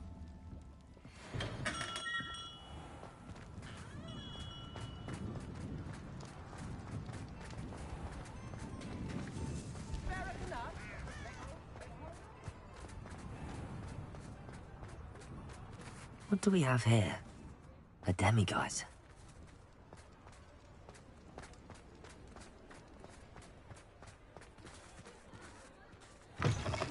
You're back from your latest flight? I want to hear all the particulars. Good news, Mr. Weeks. With your upgrade, I was able to set a new record at the Irondale course. Brilliant! I knew the upgrade had fantastic potential. How did your broom feel? It rides well. Does get a tad shaky at top speed, and the handle wobbles a bit when I hit a strong gust of wind. Ah, yes. I see. I think I know how to address that. Thank you. I owe you one. If it means another upgrade, the pleasure's all mine. You sound as determined as I am to improve broom flight. It's a joy to have a collaborator like yourself. If I'm right, and I do hope I am, you'll be hearing good news from me soon. Thank you again, truly. What are we looking for today?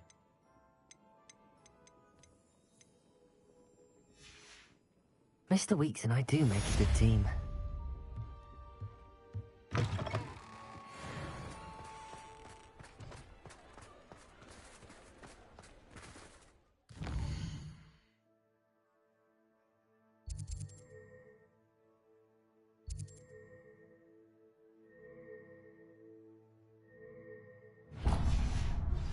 I have thrilling news. I believe my next broom upgrade to be even more impressive than the last. Come by Spintwitches as soon as you can.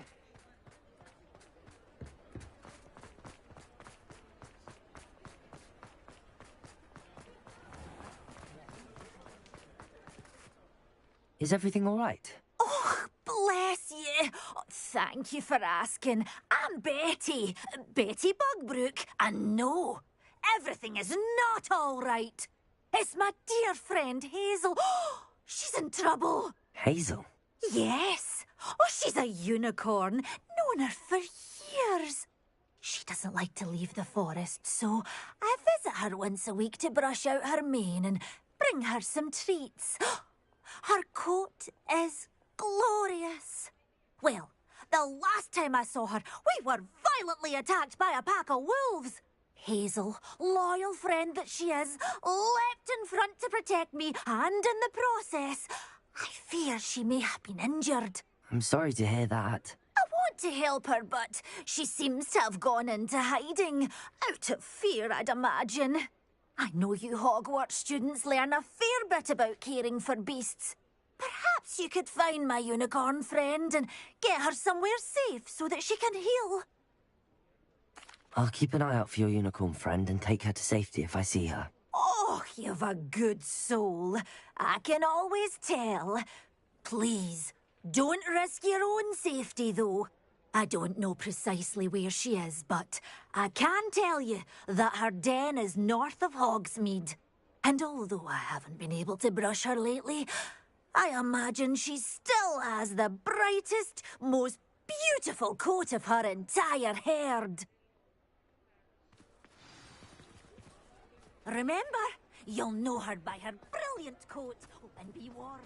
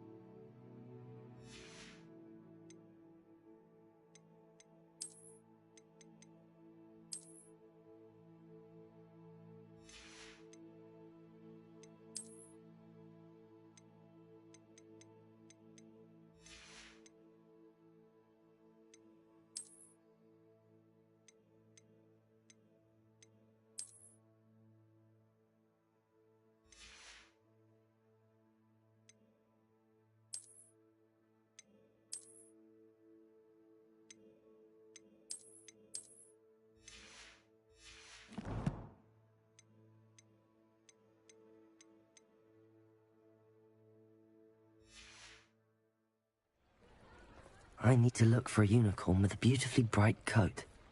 It sounds as if she's in trouble.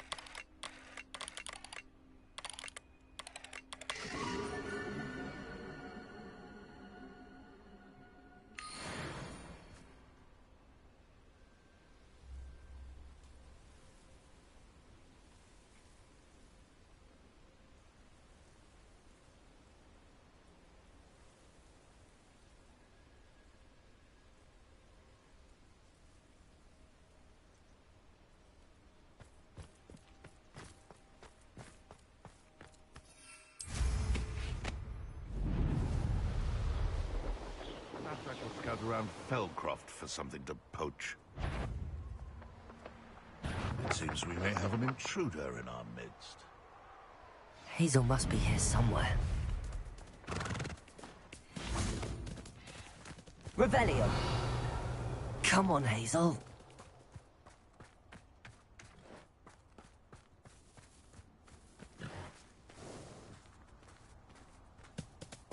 Accio.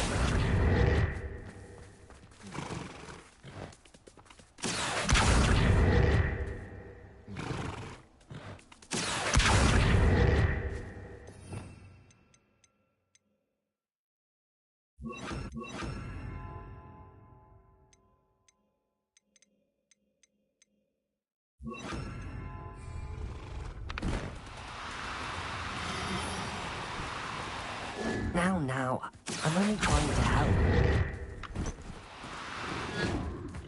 Accio. Levioso.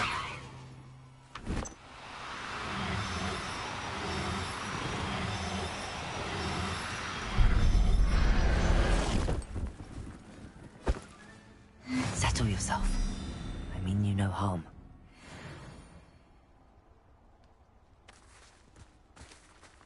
Revelio.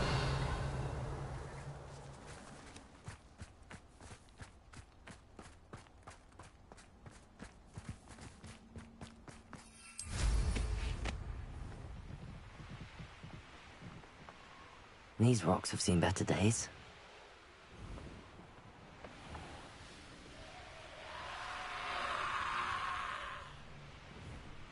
This could prove dangerous if I'm not careful.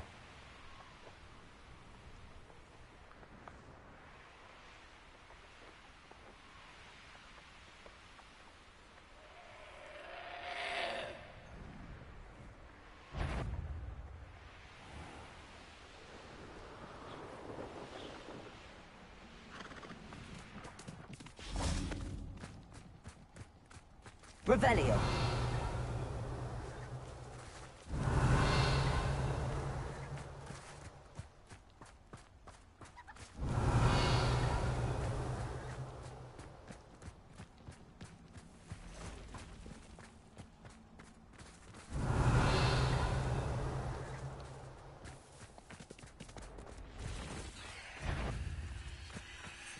Confringo.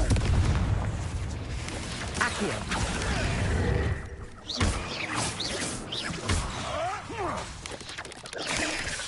Levioso. Confringo.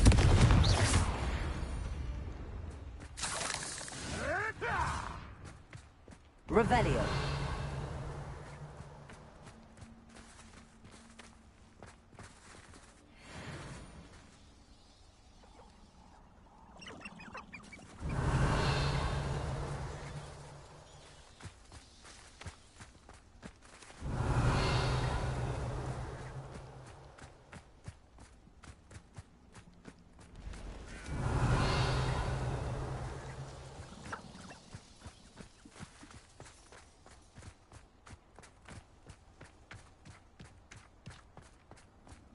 Revelio.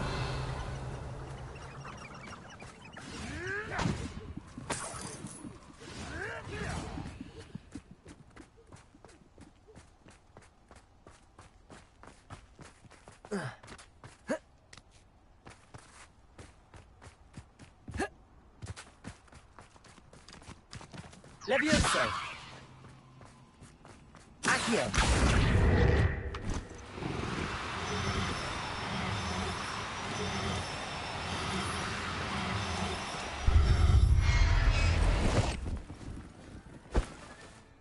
I can take Hazel back to a vivarium now. I should let Madame Bugbrook know she's safe.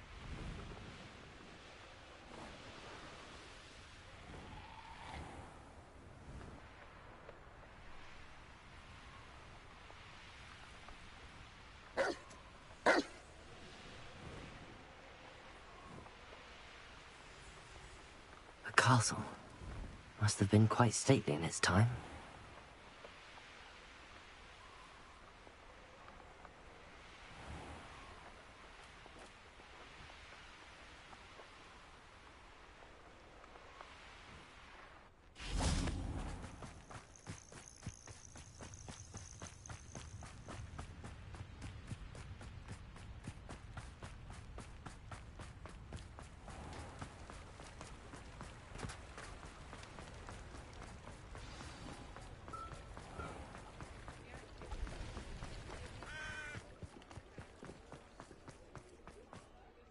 Madame Bugbrook, I found your unicorn friend Hazel. Oh, what a relief! Is she all right? Are you all right? Do you have a safe place for her to stay?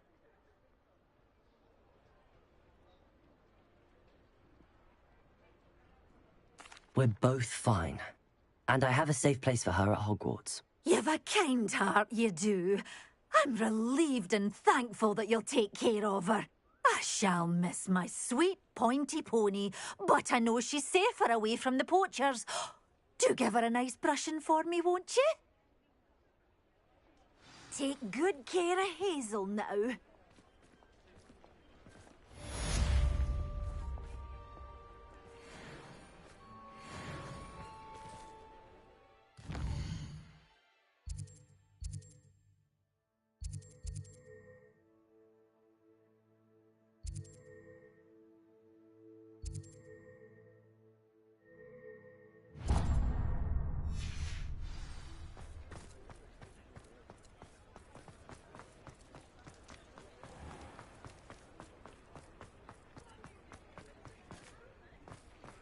He'll see it was a mistake parting ways with me.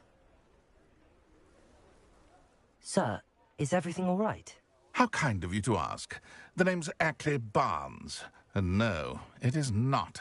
I'm plotting a sort of revenge against my ex-business partner, a conniving fiend by the name of Alfred Lawley. He cut me out of our herbology supply business, just as we were getting started. Said I was too volatile to work with. I'll show him volatile. That must have been frustrating for you. Yes, it was. Terribly. I'm simply passionate about my work. Supercilious fool. He's passionate about things too, as I intend to remind him by relieving him of his prized possession. A venomous tentacula he's grown from a seedling that was to be the keystone of our business venture. I can't get anywhere near it with Ruth Singer watching me like an augury. Lawley's doing, no doubt. But no one would suspect a student. How would you feel about committing some grand plant larceny?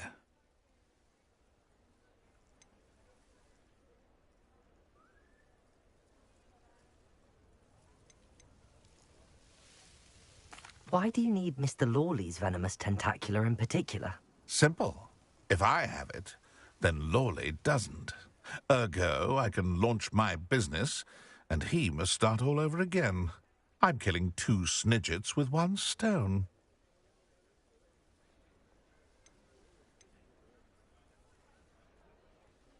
I'm not sure this is something a student should be doing on your behalf. Oh, it's nothing. And he deserves it. Trust me. You'll be in and out of there in no time.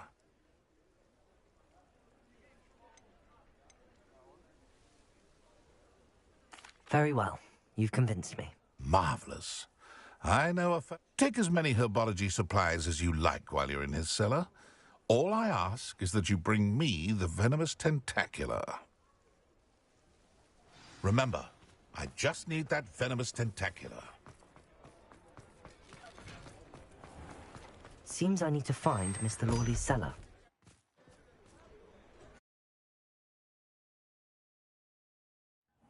This must be the cellar. How to find that venomous tentacular?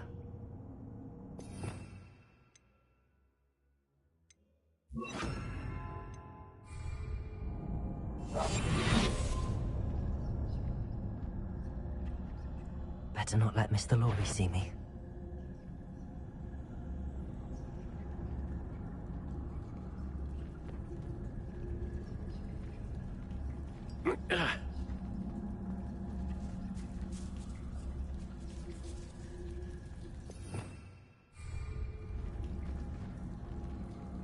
Revelio.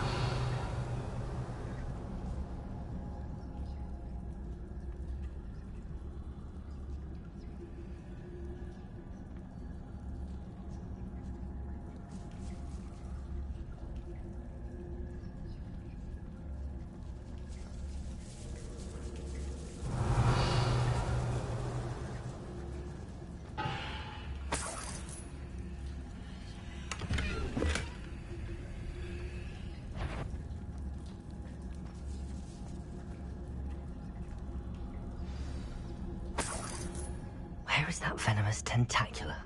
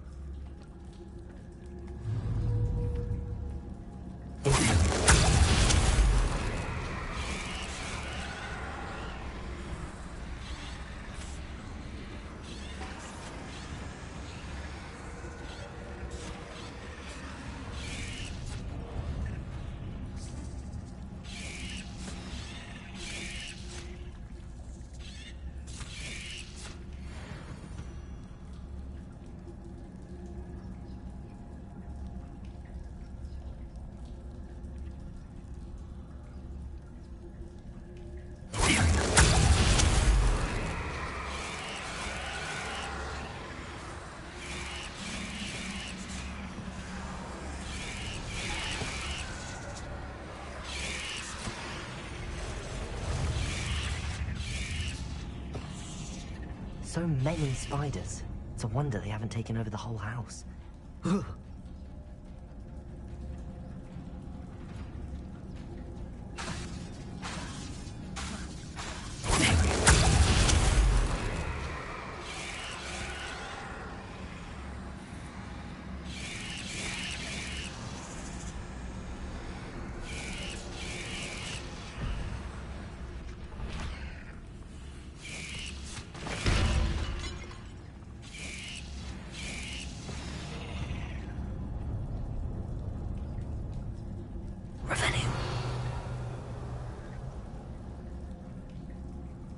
Bombarda!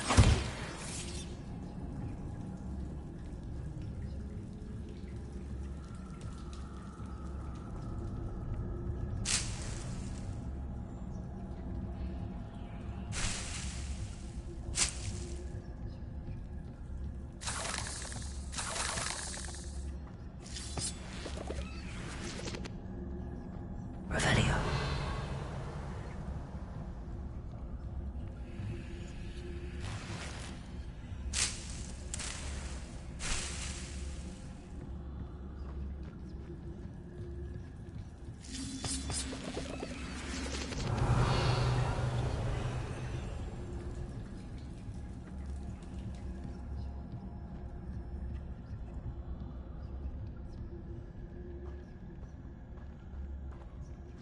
Revelio.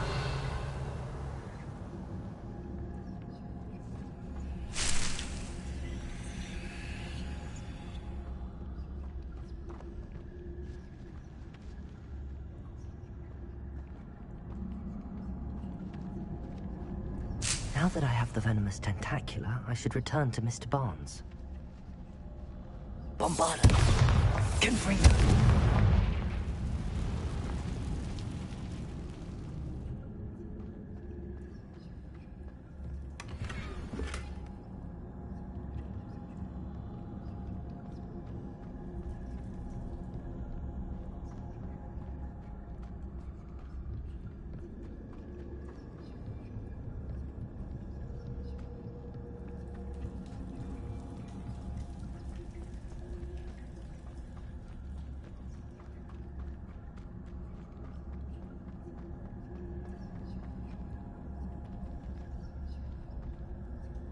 Revelio.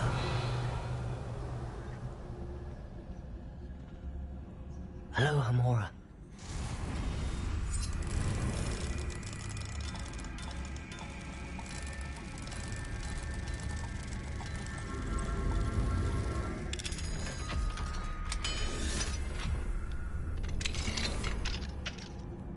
Revelio.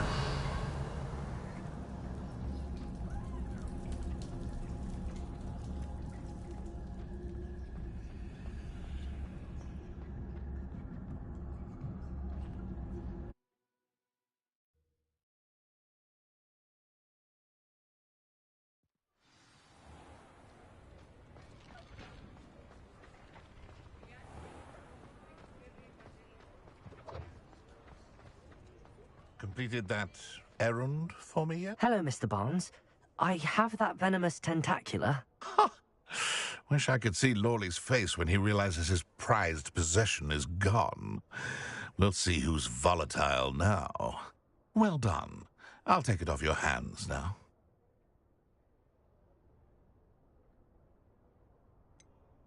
It wasn't as easy to come by as I had expected. I'd like to be paid for my troubles. Only fair, I suppose. I can respect your business acumen. Here's a little something for your next trip to Zonko's. Thank you again for your help. I suspect you have a bright future.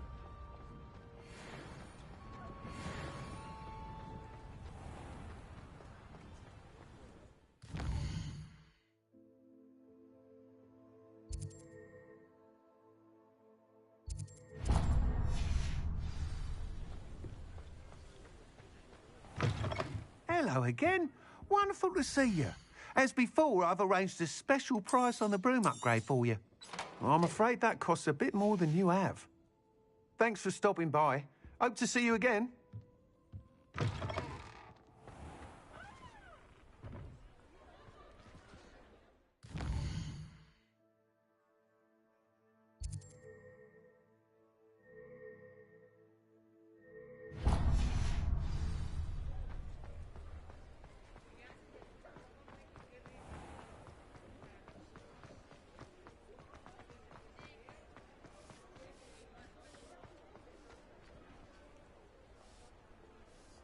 Hello, pardon me.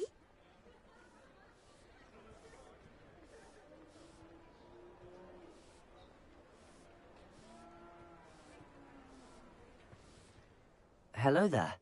Was there something you needed? Hello, I was wondering if you would be interested in having your own shop and a house elf to help you with it. Penny's the name. Penny's mistress is selling this shop. And Penny is most eager to start working with the new owner. It might surprise you to know that Penny can sell practically anything.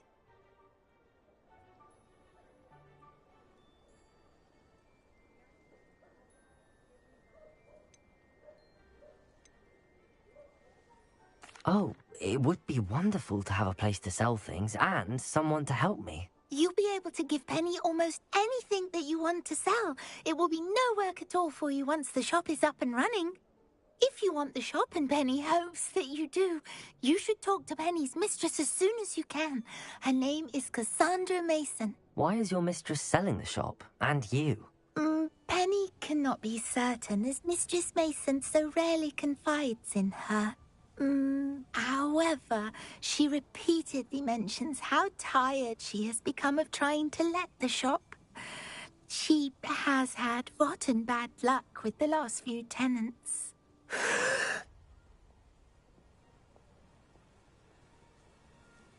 Are you all right? Are you holding your breath? Penny's fine. Sometimes Penny simply needs to remind herself to stop talking.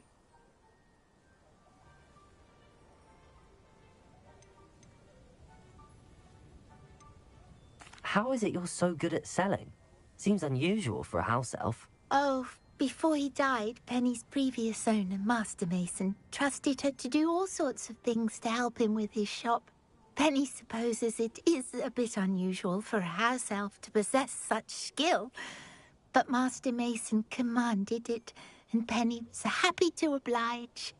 Master Mason was a wonderful master. Why are the premises in such disarray? Oh, the previous tenants were not able to manage very well. They seem to have time. What kind of things would I be able to sell in the shop? All kinds. Anything from essence of Dittany to Mooncalf fur. If a buyer exists for something, then Penny can sell it and get the best price. Just ask Mistress Mason. All right. I shall go and find Madam Mason. Oh, this is splendid news indeed. You won't be sorry. You can find Mistress Mason at her home on the north edge of the village. Penny does hope she gets to work with you.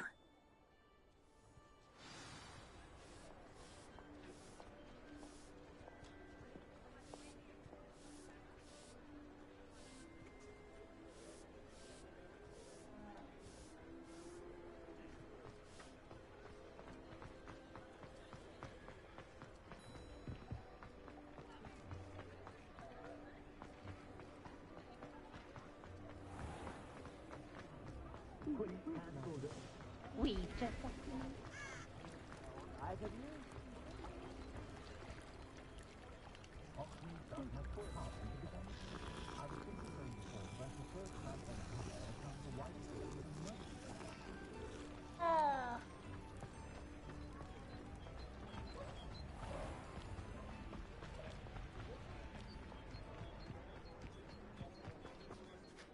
Hello, Madam Mason. I understand you have a shop to sell. Why, yes. Yes, I do. Are you interested? Perhaps. It depends upon your terms. I think you will find my terms quite generous. But, and do please forgive me for asking, don't you think you might be a tad young to own a shop?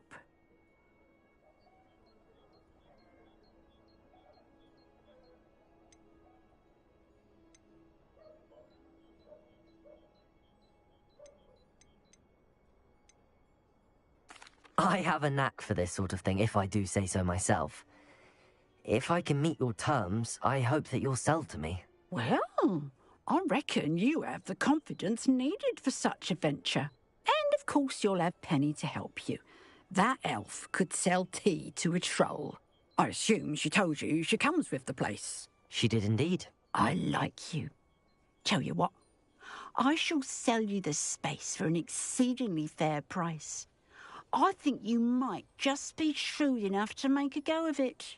An exceedingly fair price for a shop and an elf. What's the catch? Huh? You are wise to be wary in business dealings. No catch, really. I simply ask that you allow me to do you the favour of buying the shop back, at a discount, of course, should your efforts fail. The last thing we need here in Hogsmeade is for one bad apple to spoil the barrel, if you get my meaning.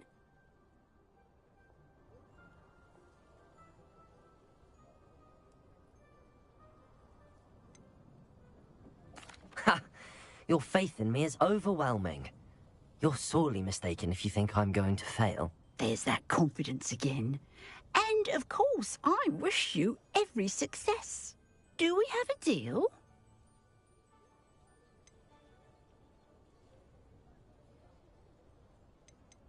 It looks to be rather a mess.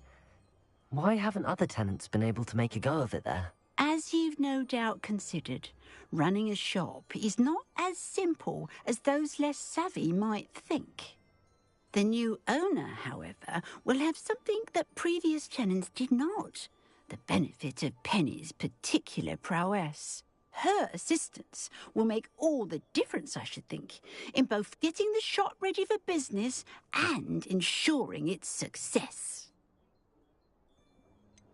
What precisely do you mean, should my efforts fail? Honestly, I only mean that if for some reason you're unable to keep the shop going, I could help you cut your losses. That's all. But, as you've implied, the odds of that happening are remote. It does sound intriguing, but I need to consider my finances first. I'll come and find you if I'm interested. Very well, but I won't be able to keep the shop available for too long. If you do want the shop, I'd advise you to return to me as soon as possible.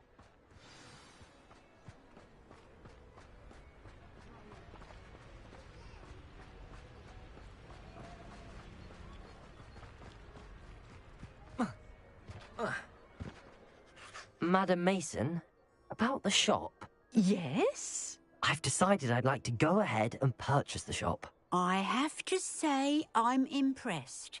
You are a remarkably resourceful student. I am indeed. And brave. You won't be sorry. Give me the money, and I shall get the paperwork filed immediately.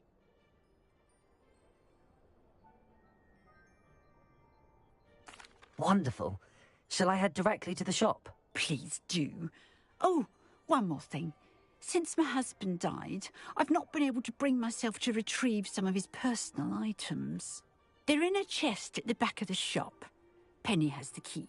As you get organised, I would be terribly grateful if you could help an old widow and gather his things for me before you open for business. I wish you the very best of luck in your endeavours. Penny will meet you there.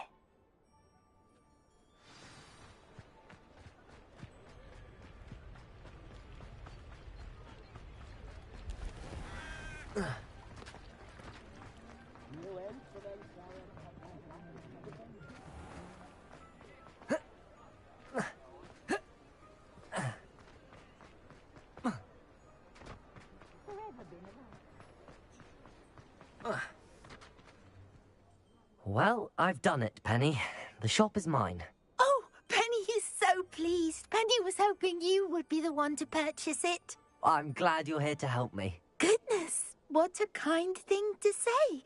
Penny will do all that she can to make this a success. There is much to do. The last tenant left in a bit of a rush, so we'll need to clean up and do some repairs. Well then, let's get to it. Penny is ready. Between the two of us, we should have this place up and running in no time. Repairer.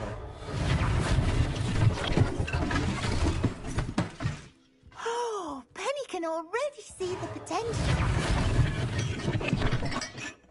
This will surely be the most successful shop in Hogsmeade. Mistress Mason wanted Penny to be sure and give you this key. It opens a chest in the back room of this shop. Oh, yes. She mentioned it to me. It contains some of her late husband's belongings. Penny wonders if you should open the chest. Are you holding your breath again? Penny must get back to work now.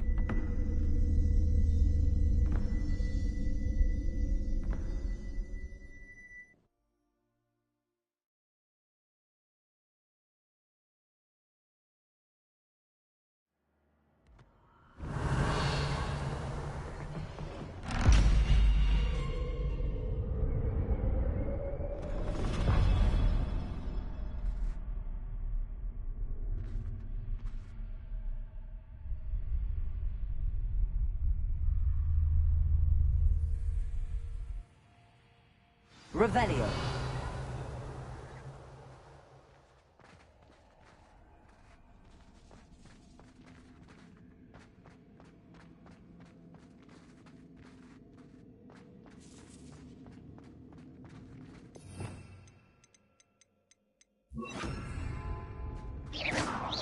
Lumos.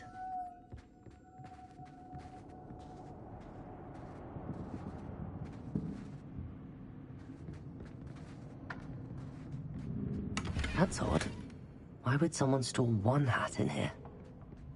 Well, that's not very hospitable. Oh, goody! Someone to play with. You seem brave, smart. What fun this will be! Revelio. For me, at least.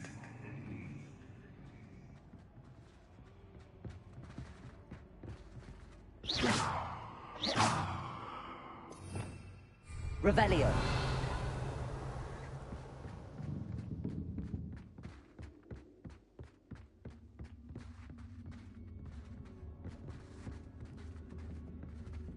Lumos.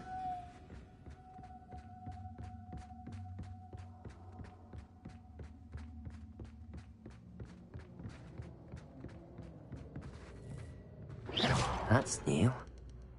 Onwards, I suppose. What in the... Who's there?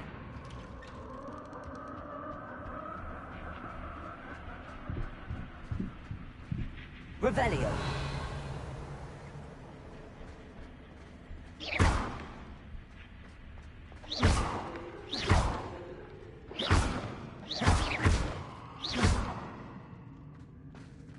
Revelio.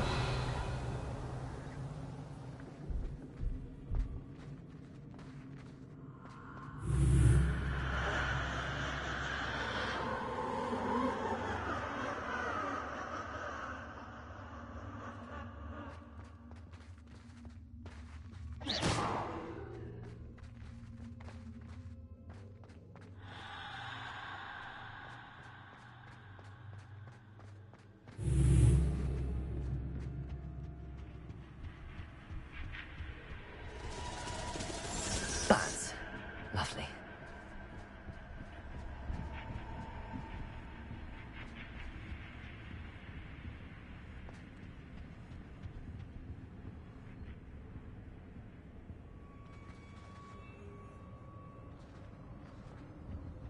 Revelio. Seems as if I should hang something there. Accio. Wingardium Leviosa. Accio. Wingardium... These lanterns must belong somewhere.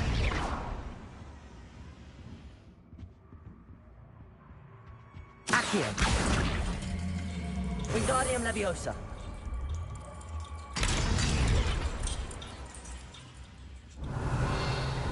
Perhaps the lanterns are meant to be hung on the hands. How enlightening! frightening. You might survive a bit longer than the others.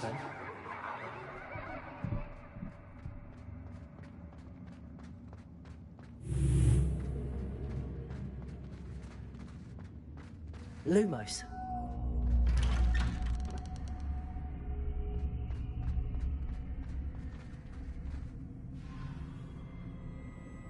Oh, you've come so far, so quickly. Well done. You might be just the playmate I've been looking for. I do hope you enjoy my playground. I encourage you to tell everyone about it. If you make it out, that is. Please try. If you get to the end, perhaps we can come to some sort of arrangement. I do want your shop to succeed, after all. What's the saying? Two sides to every story. Unfortunately for you, both sides mirror to my story. And you'll have to complete both to get to the end. Confringo!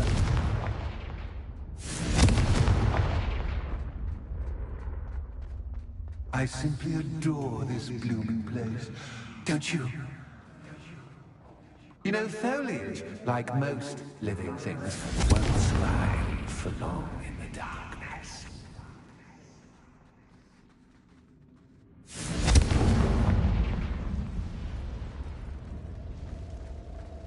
I wonder if I need to place lanterns to open these doors.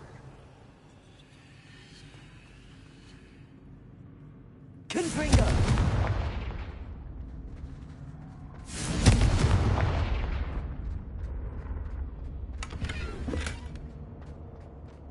Revelio.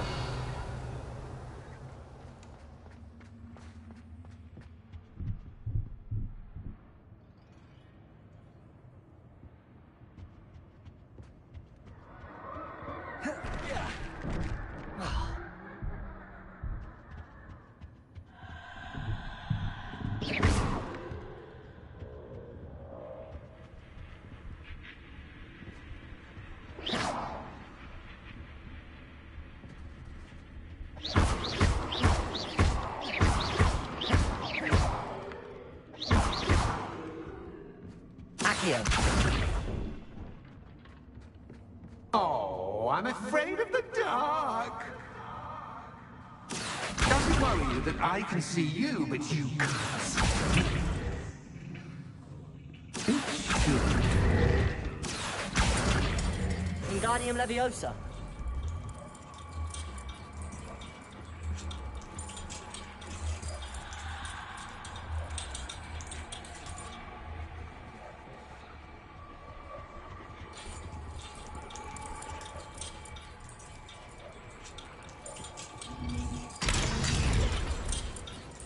Accio. Wingardium Leviosa. Accio. Wingardium Leviosa.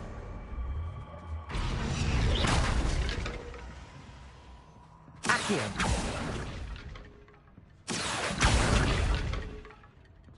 Revelio. Accio. Wingardium Leviosa. Accio.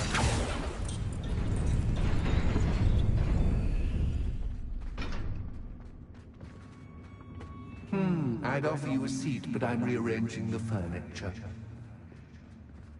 Plus, don't want you getting too comfortable for what's in store, do I?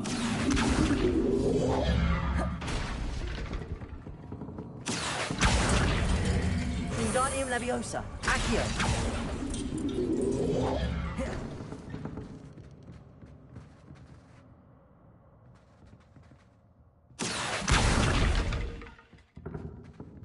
Revelio.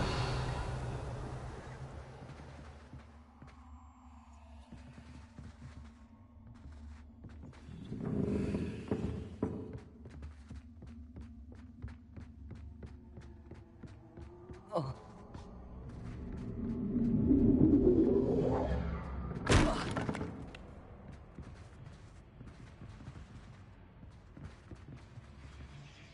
Accio.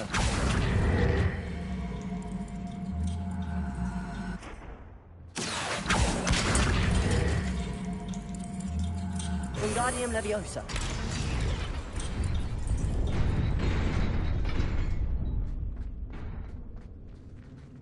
Revelio. Accio.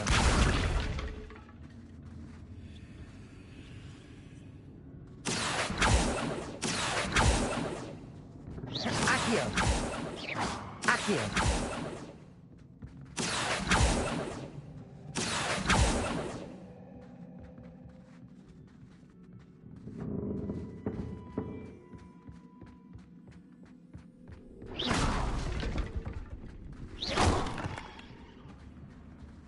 Accio.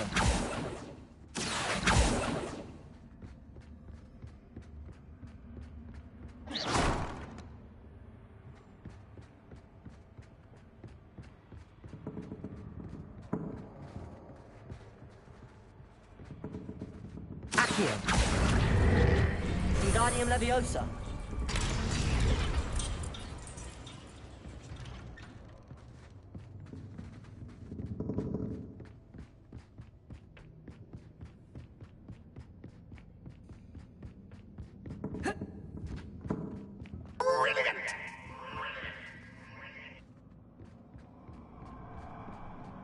Ah, a worthy playmate. Well done, me.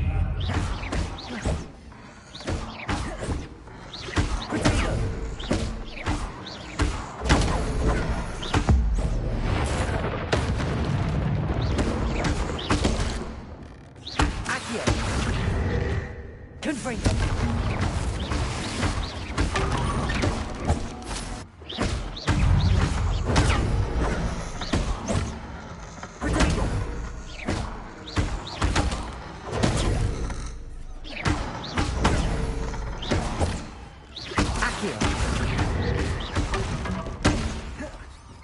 Bombarda.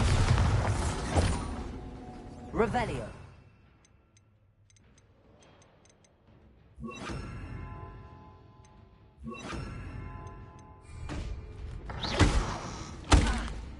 Imperial.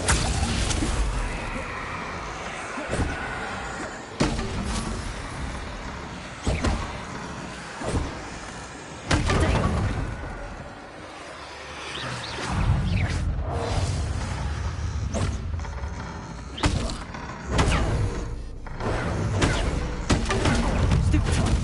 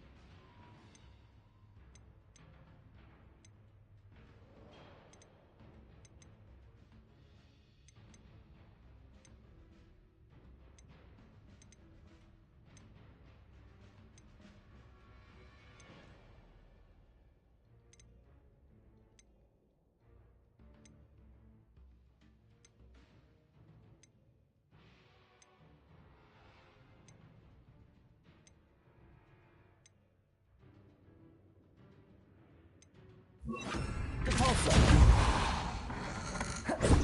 Protego. Stupefy.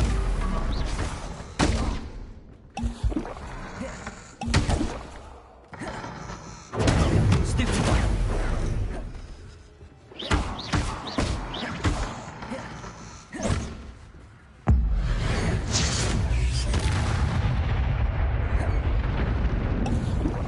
Revelio.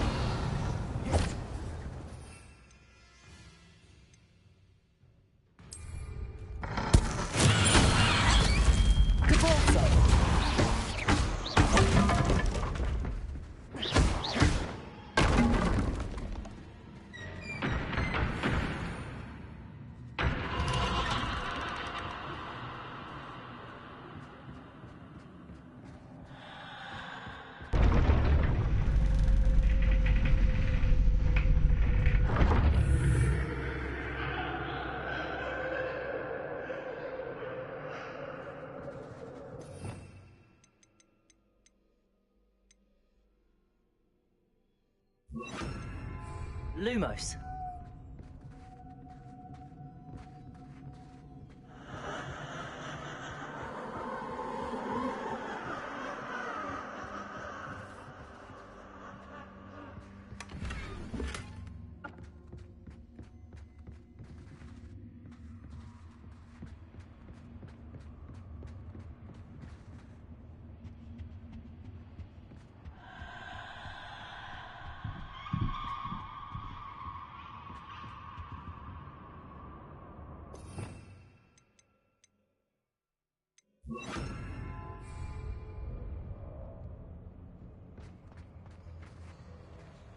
Accio. Wingardium Leviosa. Accio. Wingardium Leviosa.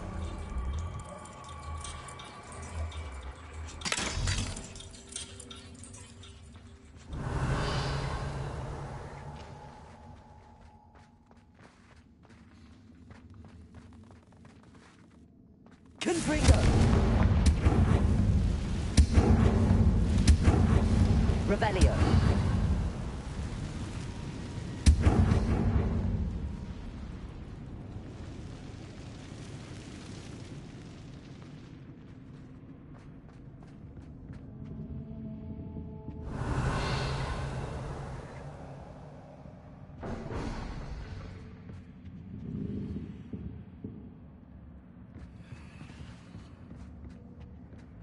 Accio. Wingardium Leviosa.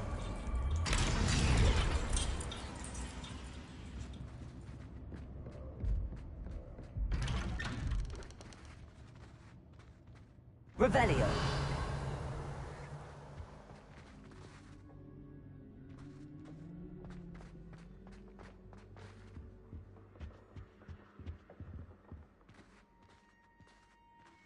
What's this? A game within a game? Ooh, knight to H3. Nighty-night!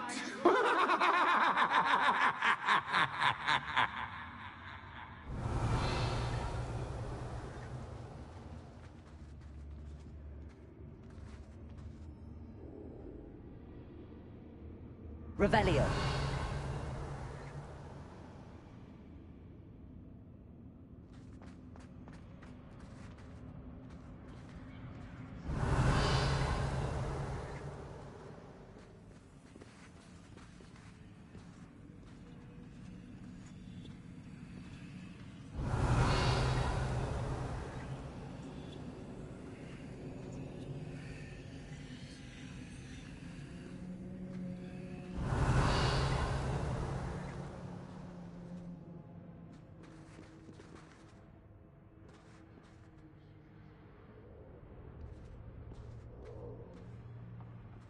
Watch this.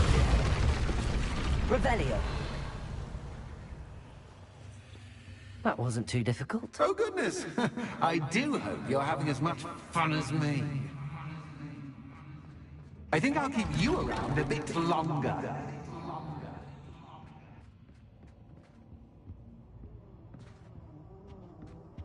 Accio. Wingardium Leviosa.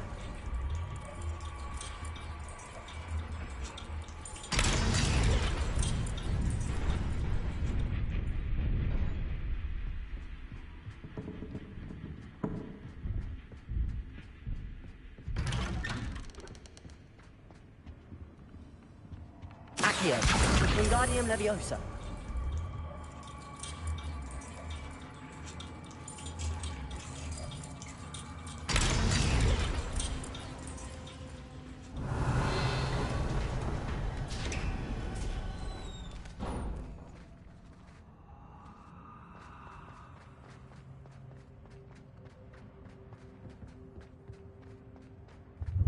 Ready?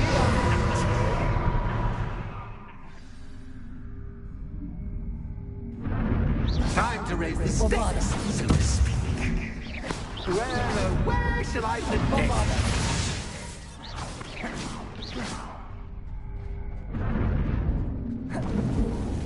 Accio. Accio.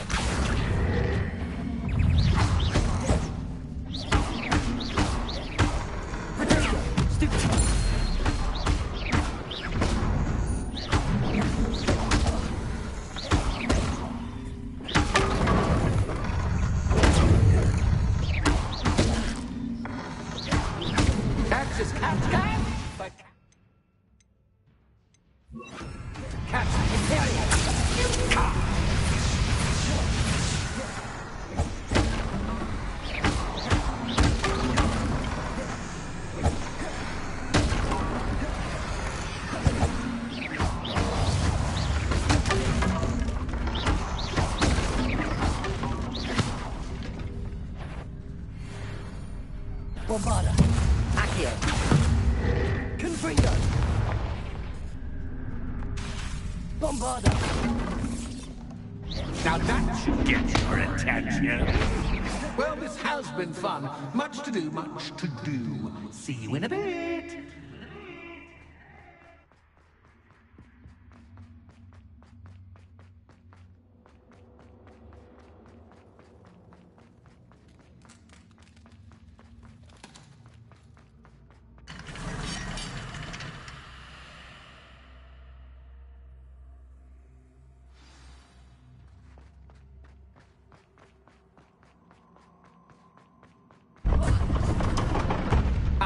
You've chosen the scholarly route. You'll need more than you've learned from books to best me.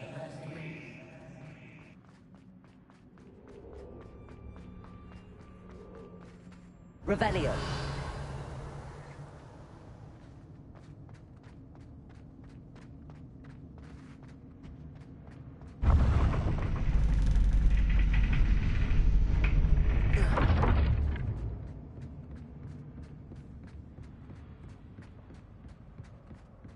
It's always good to have a different perspective on things.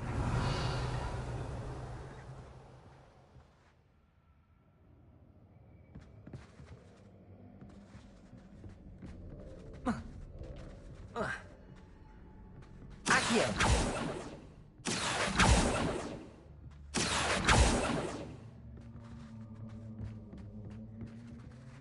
Revelio.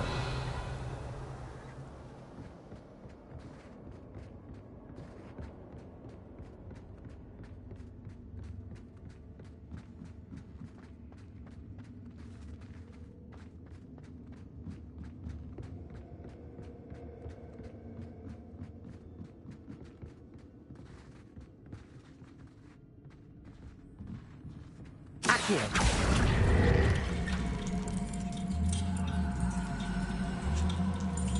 Wingardium Leviosa.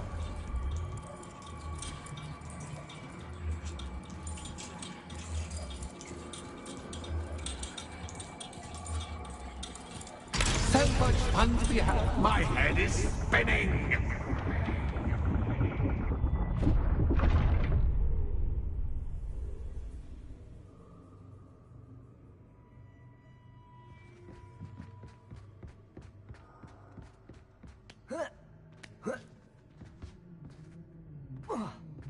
Revelio.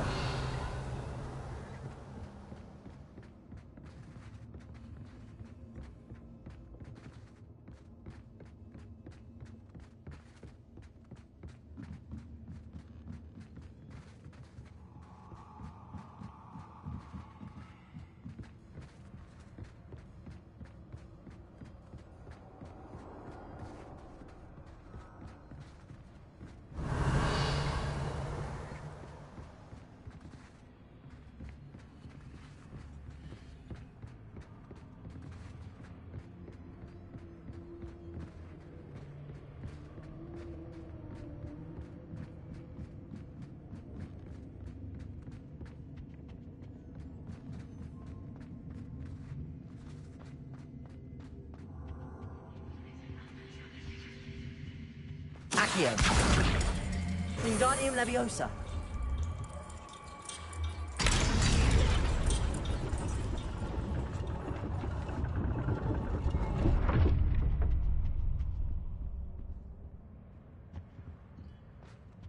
Revelio. Perhaps I should pull the lantern into this room to cause the room to rotate again.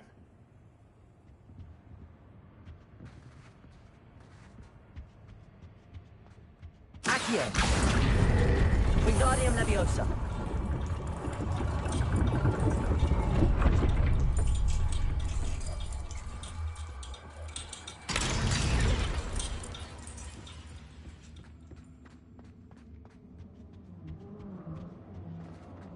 All books and no clay make one quite dull indeed. Accio. Wingardium Leviosa.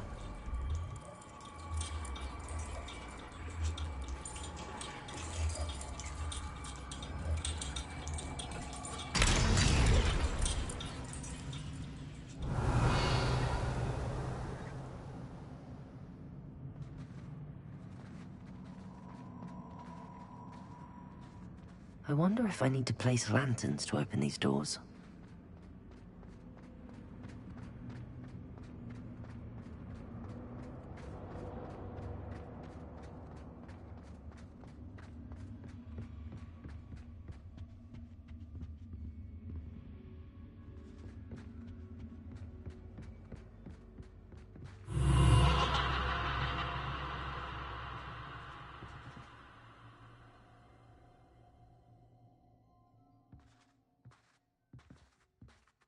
Revelio.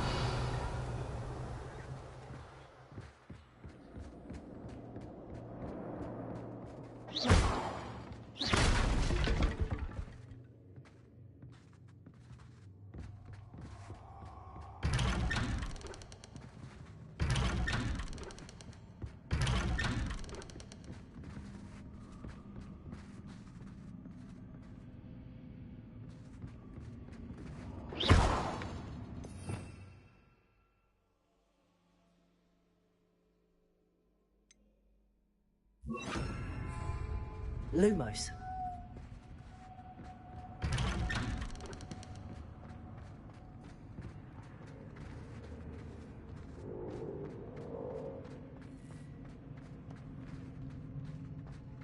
Oh, deja vu. Watch it.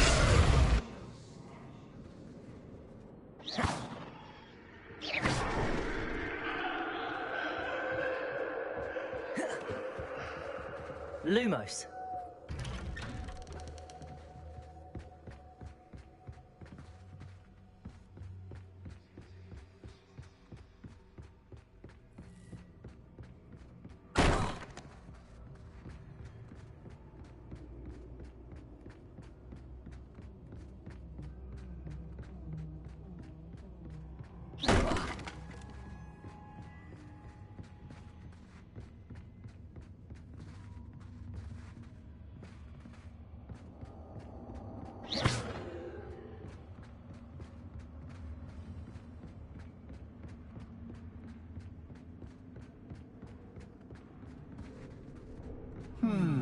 Running in circles, are we? Perhaps you should retrace your steps.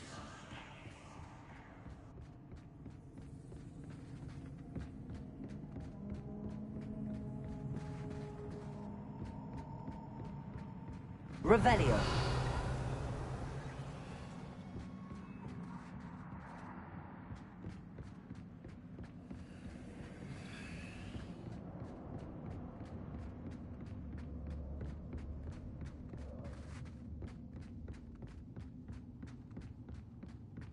Lumos.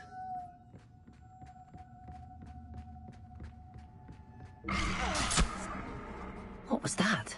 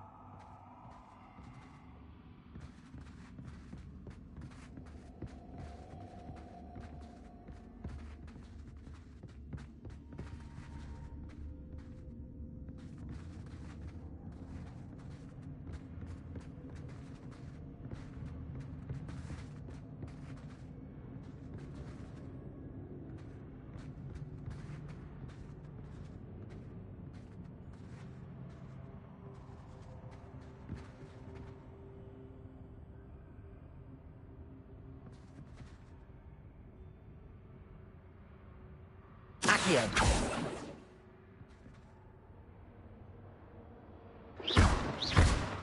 Lumos.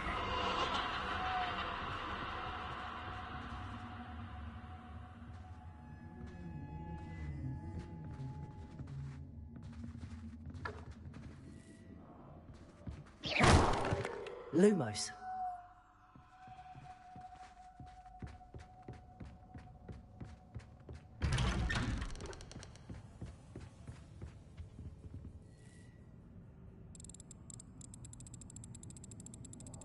Oh, how nice of him to pop in.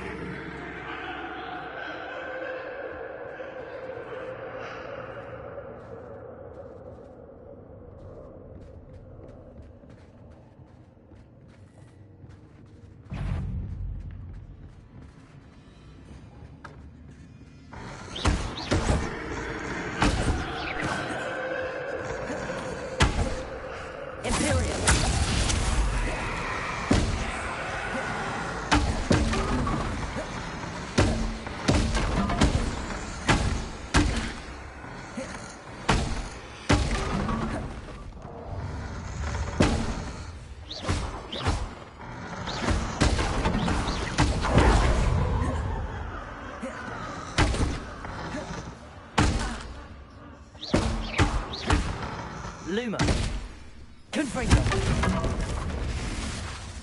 Imperial.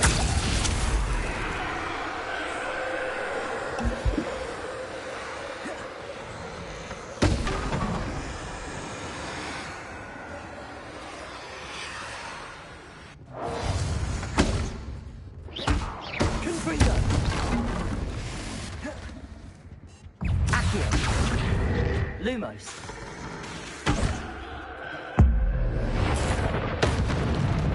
Lumos. Confringo.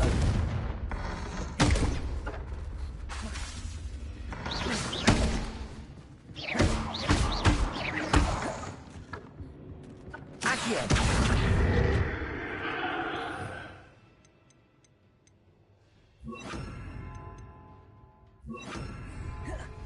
Glacier. Defender.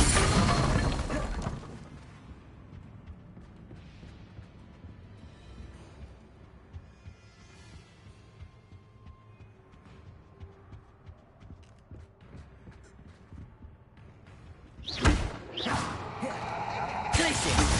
Defender. Lumos.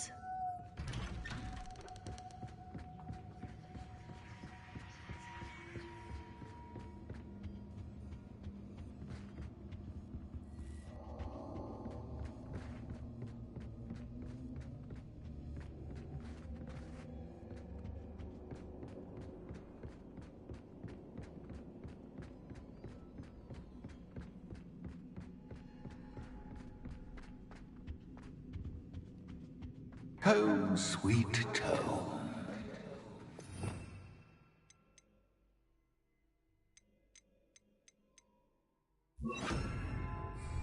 Accio. Wingardium Leviosa.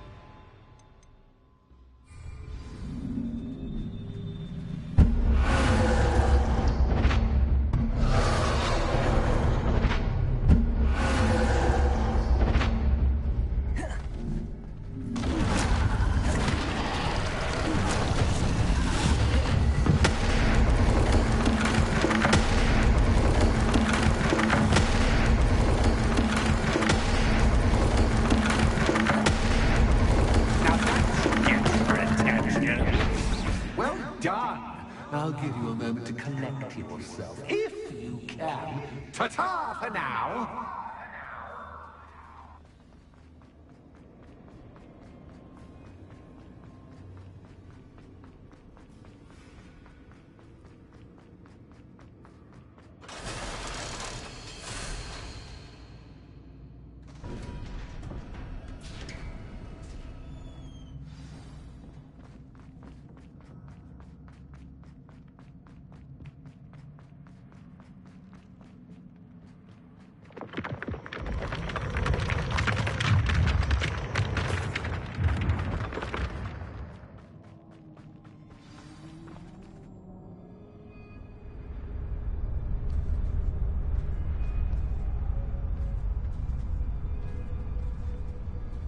Aha! Finally! You, my inordinately clever friend, appear to have traversed this seemingly never-ending dungeon relatively unscathed. And now I suppose you want to go. Everyone leaves me, usually in a straitjacket, never to return. I'm starting to take it personally. I'm tired of having no one to play with. Ooh, tell you what, I'll make you a deal. If you can match wits with me now, and agree to give me unfettered access to the shop for, say, 1 day a month to have a little fun, I'll sign a contract. pursuant to which, let me see, I will blah, blah, blah, blah, blah, blah. Oh, yes, leave you and your customers alone at all other times, etc., etc. You get your shop, I get my chaos. Sound acceptable? Excellent! Let the games begin!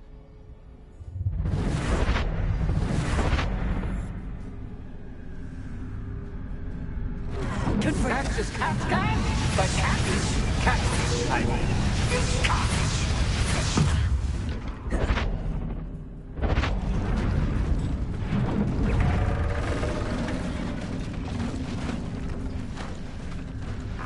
Confringo.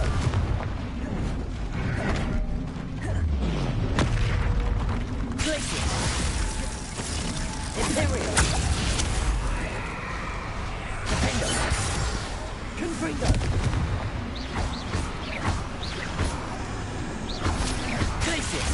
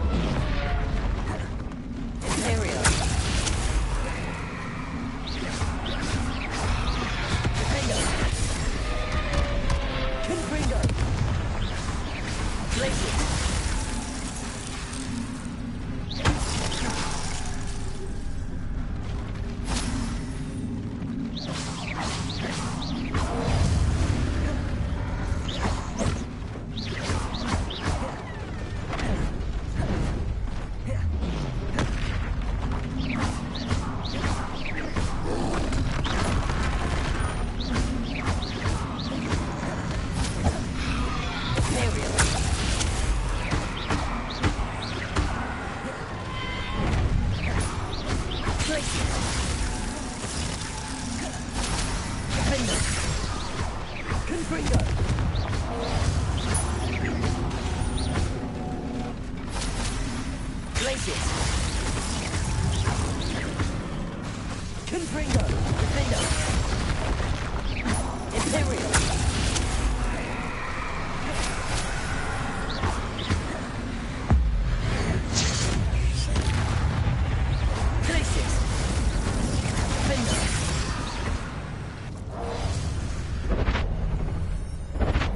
Just once, try seeing things from my point of view.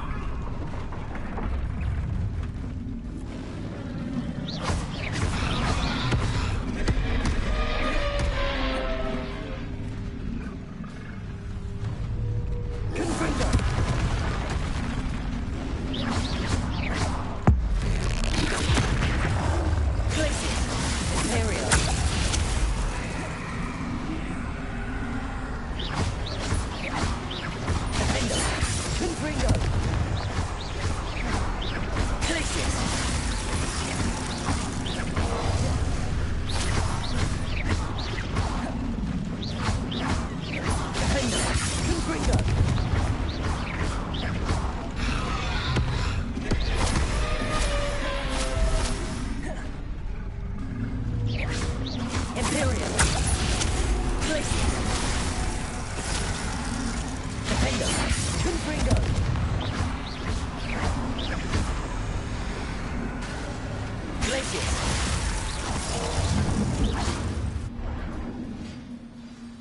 Well, well. Finally, someone deserving of the playground I so meticulously crafted. Such a treat to have fun again in my little dungeon.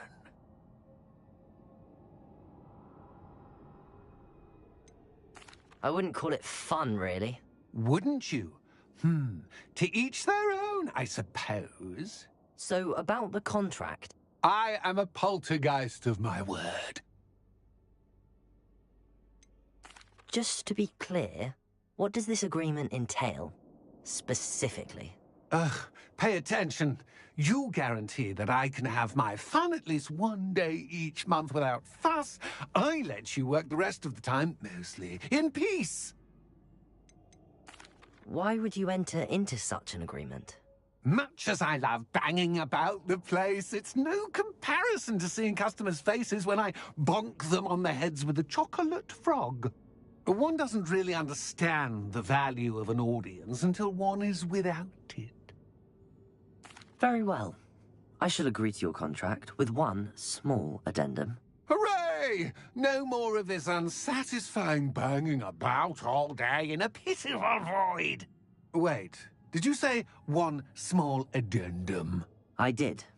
In order that I have a successful shop with lots of customers, would you agree to causing chaos only after 9 o'clock in the evening? Would you agree to at least 2 days a month instead of one? I would. Pleasure doing business with you. You've worn me out. Well done. I had a feeling about you.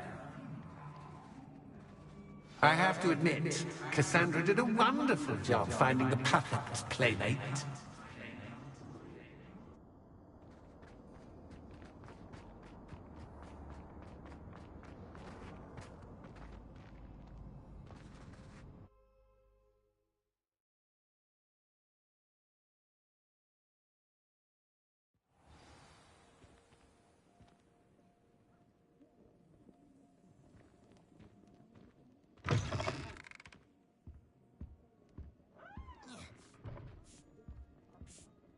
Hello, Penny.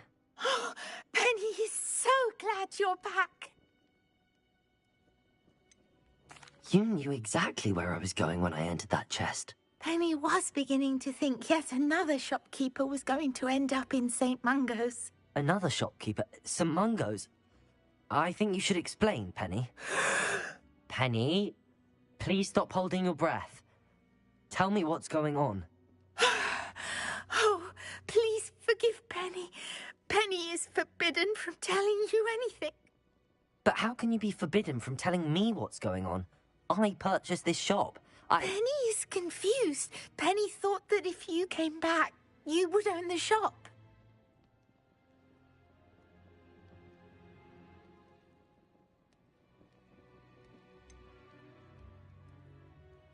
You should have told me the truth and punished yourself as necessary. I need to go and find Officer Singer. Penny is so sorry. Penny wanted to tell you everything. Truly. Surely Officer Singer will know what to do. Penny will wait right here.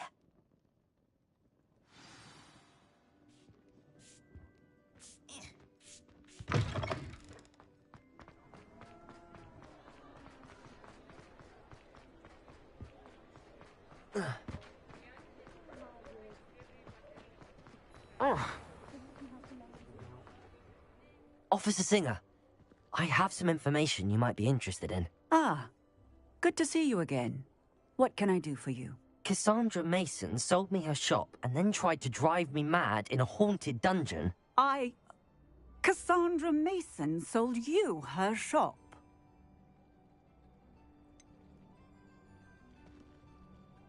I am perfectly capable of owning a shop, but more importantly, did you not hear the bit about the dungeon? No, I heard that bit too. And, according to the house elf that came with the shop, she has done this sort of thing before. Repeatedly. I wondered what was going on. She seems to have had a great deal of trouble keeping a tenant in that shop. In any event, these are serious accusations indeed. Perhaps a little visit with Cassandra is in order to clear this all up. Shall we?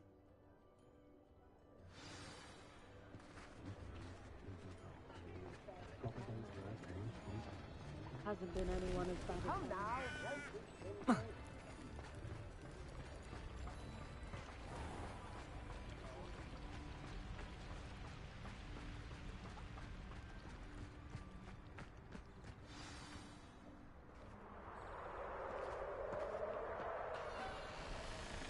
Oh, hello, Ruth. I see you've met my new tenant. Cassandra, it's my understanding that you sold your shop and your elf to this student. Now, they've been telling me some very interesting stories about your business practices. Perhaps you should come with me.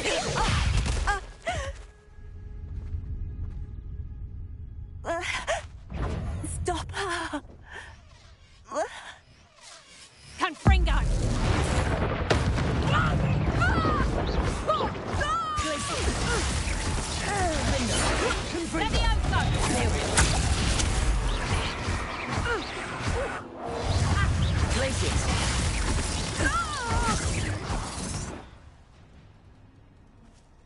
I should have known better than to do business with a wily student.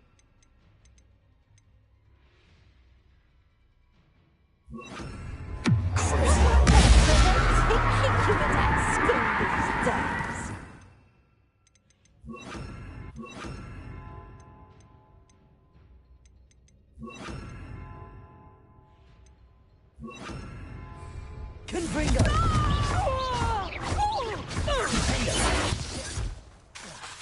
Expelliarmus!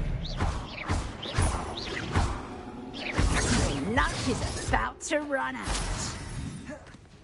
Imperial! Confringo! Expelliarmus!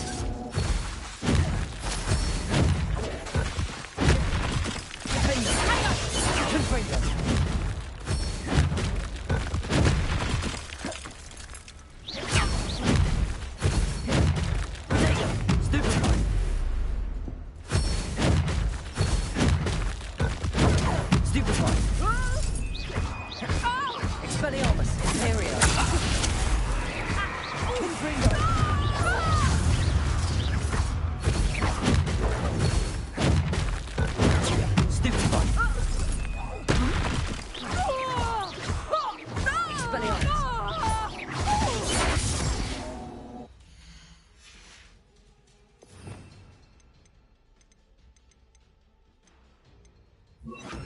Bombarda!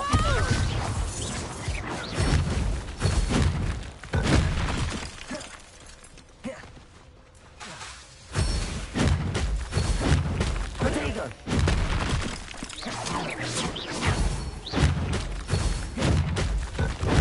Stupefy!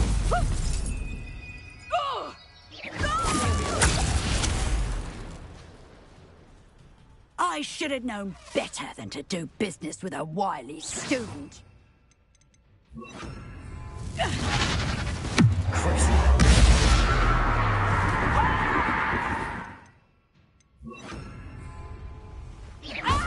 Confringo! Bombarda!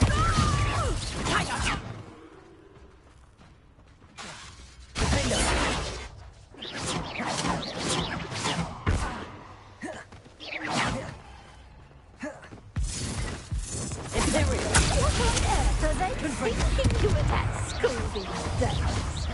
Bombarda! Finger!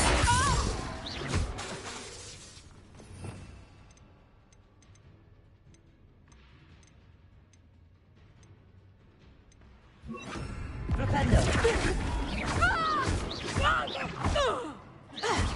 Such a sad excuse for it. Confringo!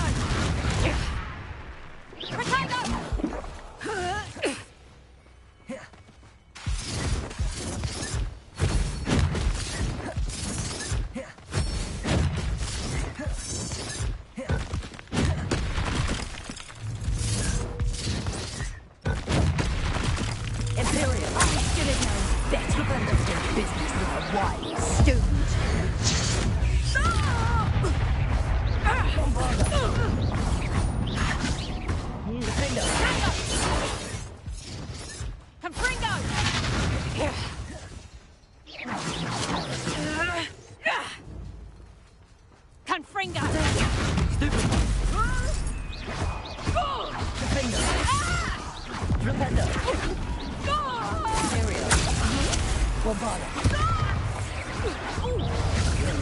is about to run out.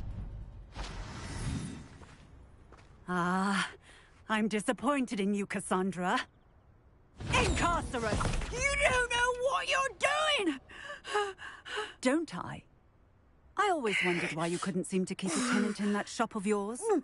I must admit, the notion of a haunted dungeon never crossed my mind. Thanks for this. You can head back to the shop. Check on that house elf of yours. She's probably terrified. Scrawny little traitorous elf! I should have known it was... Silencio.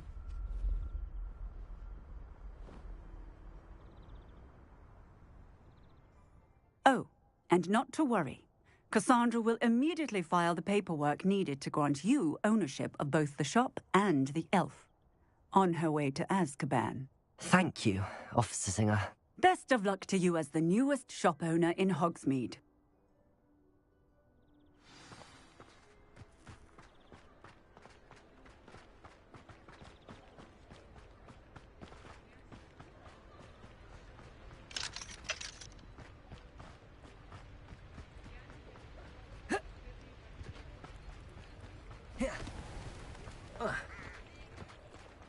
When I was a girl,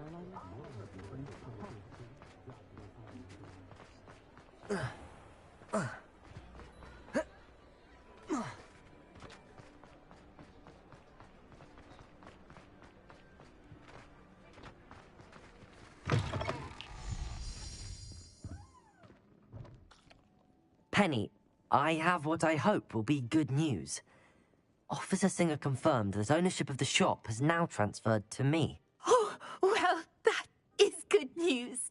Penny is so relieved. Penny had the most difficult time keeping the truth from you. Penny promises to work as hard as she can for such a kind new owner.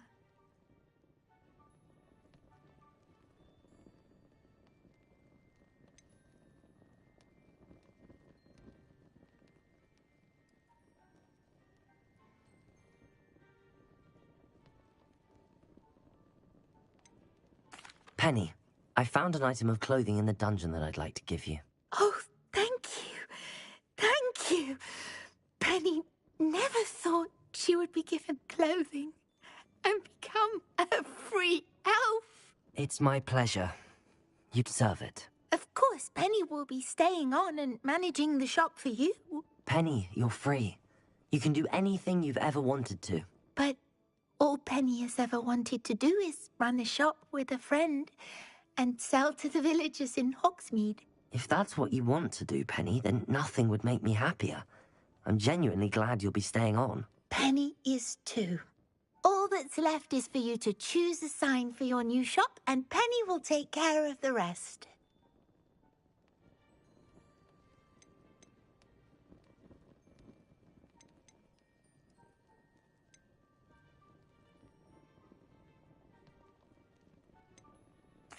I choose stitches and drafts. Excellent choice. Have a look outside. Thank you. I shall work on collecting items for the shop's inventory. Oh, and Penny, we'll be closing the shop by 9 o'clock every night.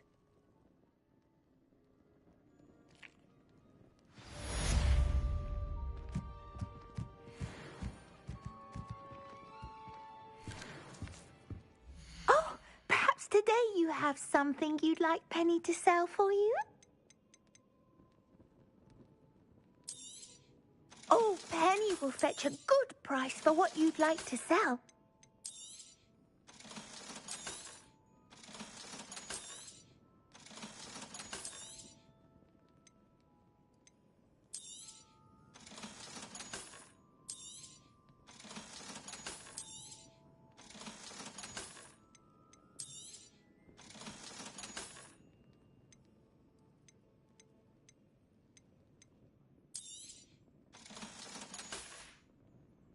Penny wishes you safe and wondrous travels.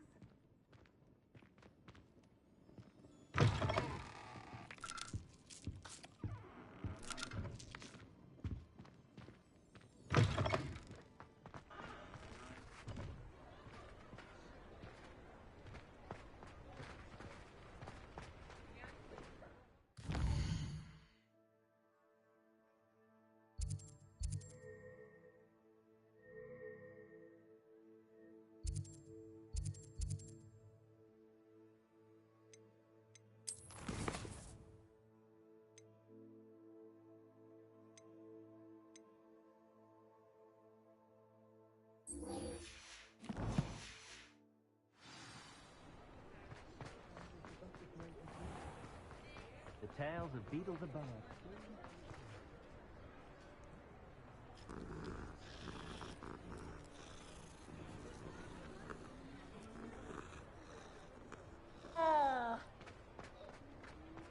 Can't imagine how mother.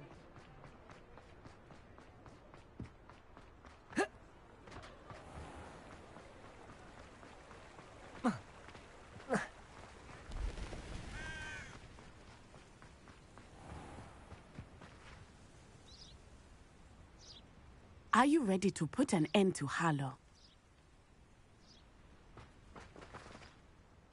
I'm ready to do what's needed to take Harlow down. I know you have a plan. We must gather information from the friends of Mr. Bickle that Archie and Mrs. Bickle mentioned. Agabus Filbert, Otto Dibble, and Mr. and Mrs. Rabe. All right. I suggest that you speak with each of them while I head to the Hogshead. I saw some Ashwinders heading there.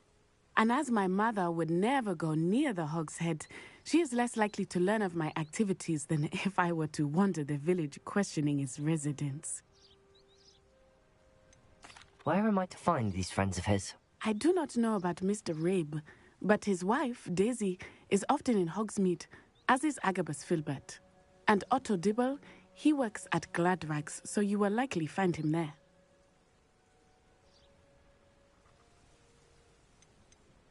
What sort of information am I trying to gather from these people? They may know what evidence Mr. Bickle had against Harlow, or they may have evidence of their own. We simply need to know whatever they know. Very well. I'll speak with them, see what I can learn. I knew I could rely on you. We need to know how they are being blackmailed by Rookwood and Harlow. Meet me here after you have spoken with them. Hopefully, by the time you return, I will be able to move a bit more freely.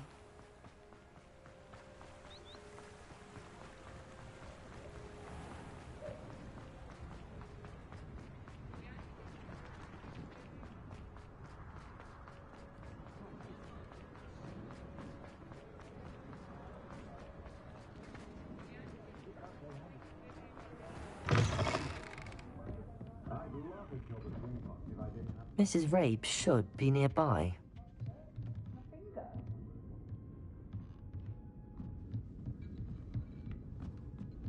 Oh, Isco, what have I done? Mrs. Rabe, I wondered if I might speak with you about Theophilus Harlow. I'm a friend of the Bickles and I'm trying to gather evidence against him. Poor Joanna and little Archie. And now Harlow has taken my darling Isco. What do you mean? Why? I'm a security guard at Gringotts, and my husband is a curse breaker for them. Harlow approached me about helping him extort my colleagues into giving him treasures from the vaults. And you declined? Of course I declined. Repeatedly. I thought they'd given up, until I came home one night and found my husband gone, and a note affixed to my door with a knife. The note stated that I only had a few days to reconsider helping with some banking needs, and that my husband would appreciate it if I acted quickly. But the help Harlow wants is help that I cannot give, and my dearest Isco is paying the price. Why wouldn't Harlow extort your husband? Isco's job is even more removed from the vaults than mine. He travels the world for the bank. He could do nothing for Harlow. I'm the one in the bank on a daily basis, which evidently makes me an enticing target for blackmail. Have you helped Harlow since your husband was taken? No, I'm worried sick about Isco, but he'd never want me to compromise my integrity. I also know that he's extremely clever. That said, I was hoping he would have escaped by now. It makes me concerned as to why he hasn't. Are you sure the note means that your husband was kidnapped? What else could it possibly mean? Besides, I came home to find that someone had trampled the daisies in our garden. It may sound silly, but those were Isco's pride and joy. He would never have let that happen. Thank you, Mrs. Rabe. Knowing the lengths that Harlow will go to is helpful, albeit more than disturbing. Mr. Bickle was trying to help us, but now he's gone. I don't know what to do. I shall do all I can to get evidence against Harlow, Mrs. Rabe. Very well. Here's...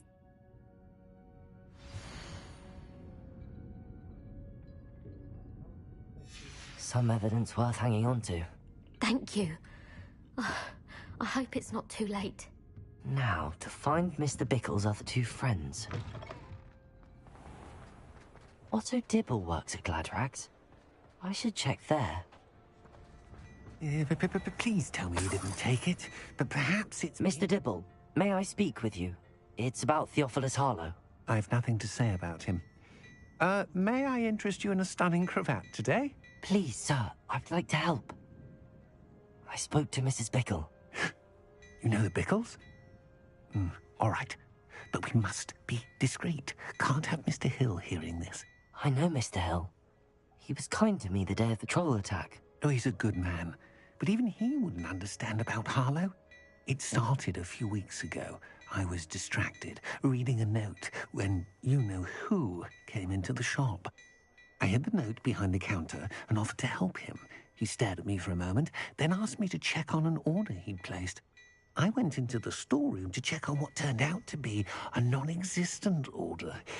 When I returned, he was holding the note. What was in the note? It was a note from Rosie Hill, Mr. Hill's daughter. You see, we've been, well, secretly engaged these past 6 months. We haven't told Mr. Hill yet. I dare say he has higher hopes for her. Harlow advised me in no uncertain terms that my relationship with Rosie, not to mention my employment here, depended upon my cooperation. What does he ask you to do? It all happened so quickly. In an instant, he took a very expensive scarf from the counter, pocketed it, and smiled. He said, "Your secret is safe as long as I can supply my lady friend with delightful items like this every so often." I've been able to cover for his requests until now with some creative bookkeeping, but I can't keep it out for much longer. I'm terrified to say anything. I could never live without Rosie. Could you give me a bit more detail about the note? That might help me to identify it should I come across it. It's on Rosie's special pink stationery. It has her monogram at the top, RH. That's how Mr. Hill would know it was real.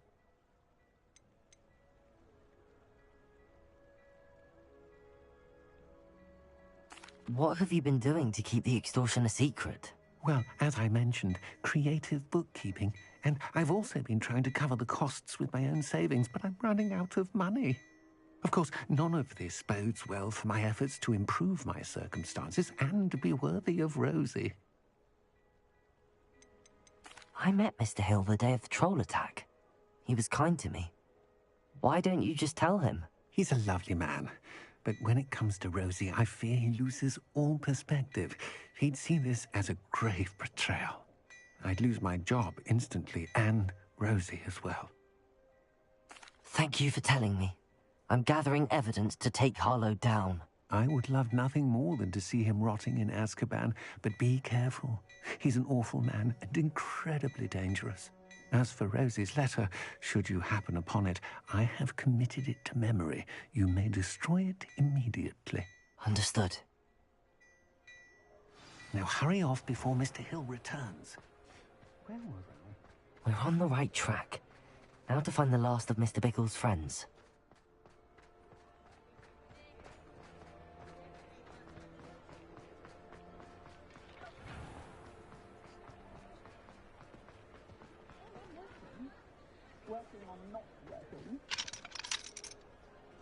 Hello, Hamura.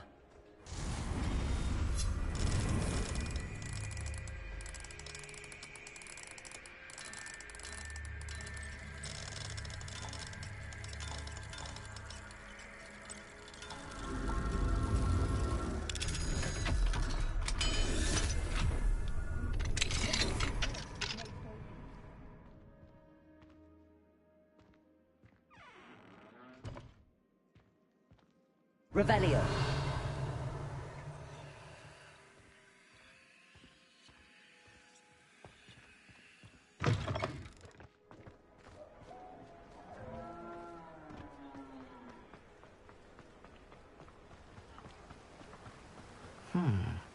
Agabus Filbert must be around here somewhere. Hello there. Excuse me, Mr. Filbert. I wondered if I might speak with you about your dealings with Theophilus Harlow. I hope to ease Mrs. Bickle's mind by gathering evidence against him. Oh, tragic, what happened to Bickle. He wanted me to speak out against Harlow for an act of violence committed against me. But I feared Harlow's retaliation, and so I refused.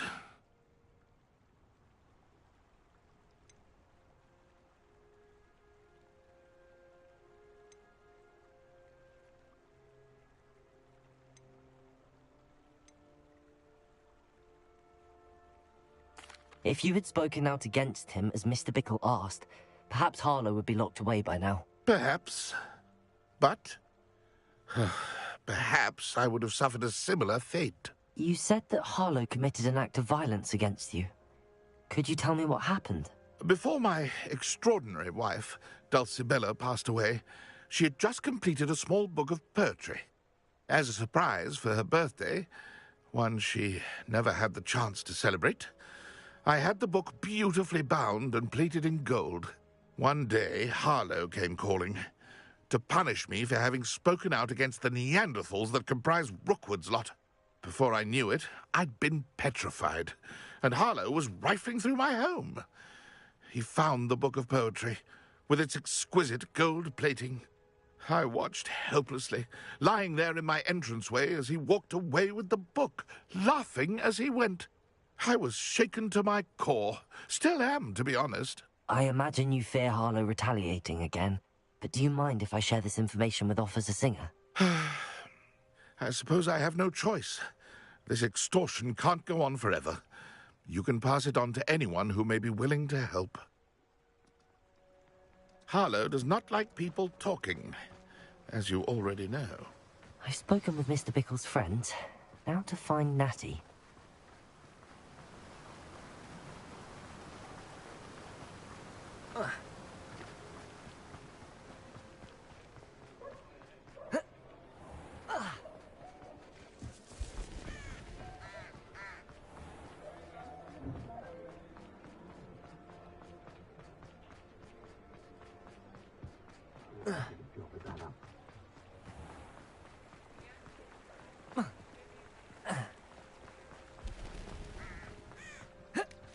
It's not like Natty to be late. She said she was going to the Hog's Head. Perhaps I'll find her there.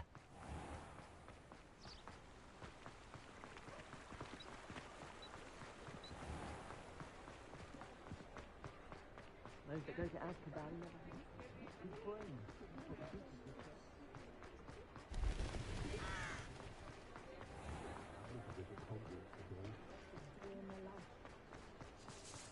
Natty must be around here somewhere. Natty's wand. She can cast without it. She wanted me to find this. She's in trouble. Revelio will show me where she was taken.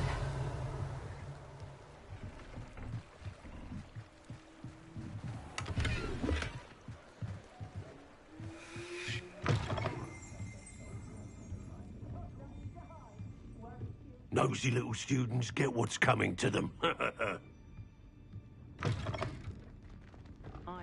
Revelio! Natty must have been taken this way. I need to find her. The footprints led to this room. There must be another way forward. Revelio!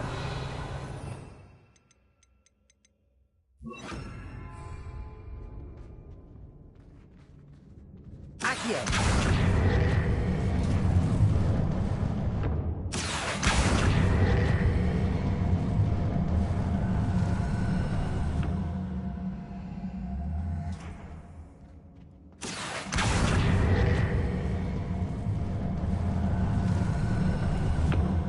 Hidden door. Natty must have been taken this way. I need to find her quickly. Revelio!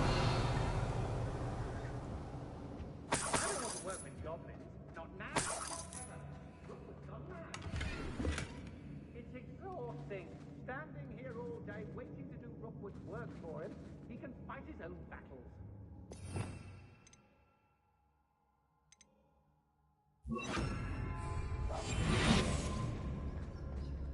I'd better be sure I'm not seen. Let's finish this job and be done with it.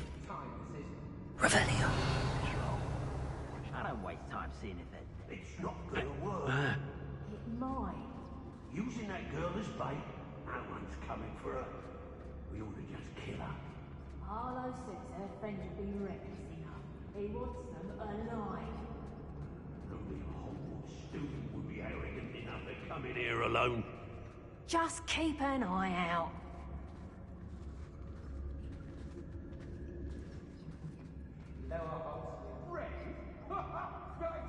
Hey. I don't mind breaking a few bones if there's a few galleons in it for me. What?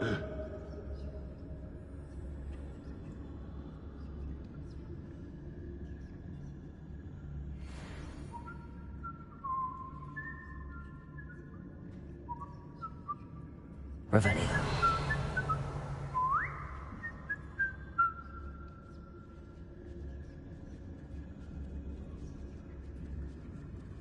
I ought to pay that pretty little shopkeeper in Bagan Tig. Oi! What are you dribbling over there? Look like you've been at... They don't seem to care for me in the Hogsmeade. Can't say I blame them what we all have done.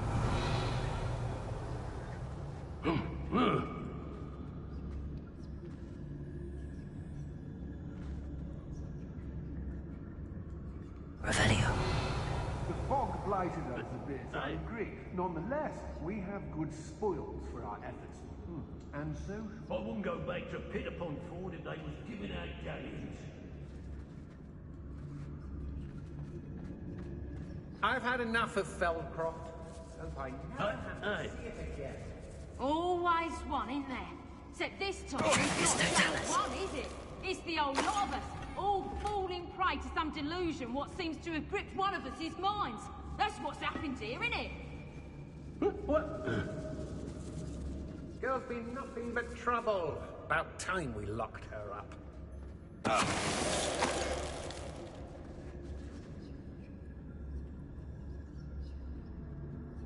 Hey, no, more times than I can count. Revelio.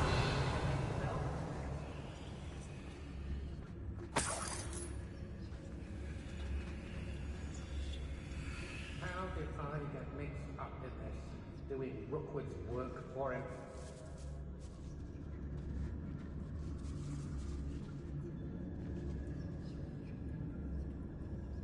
Come to think of it, months ago I had a brooch. Nice it was. Sparkled like the glint in my eyes when I find out which one of you thieving lot stole it.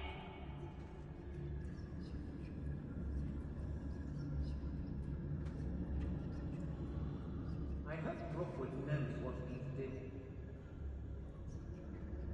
I remember my father speaking these times. Seems now they're upon me, they tell quite a different story. Oi! I've robbed every trap that... They never see it coming.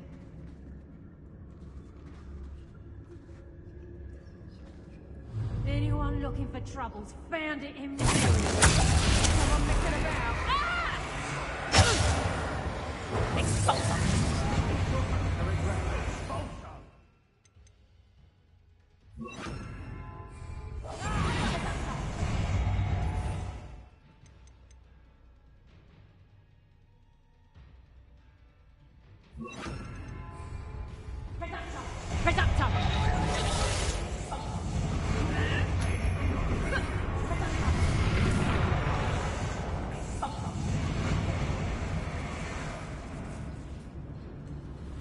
So hurrah, me lads, in Rookwood times is glad.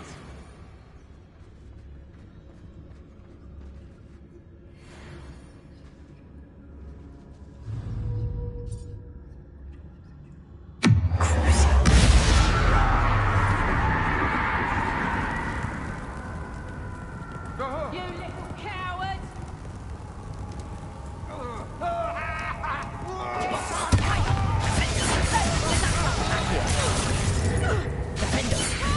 Bombarda!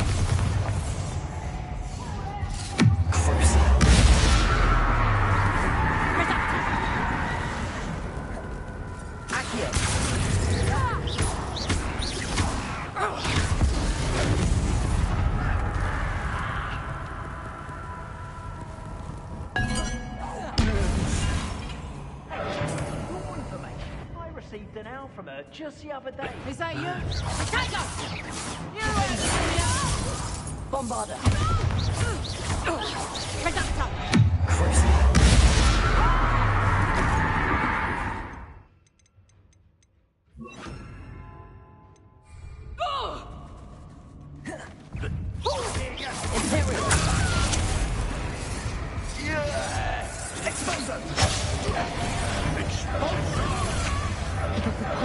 Taken from Axel's filbert. Thrilled to have this back. Incendio! Might want to look up. Incendio! Expulso! You're manipulating. Accio!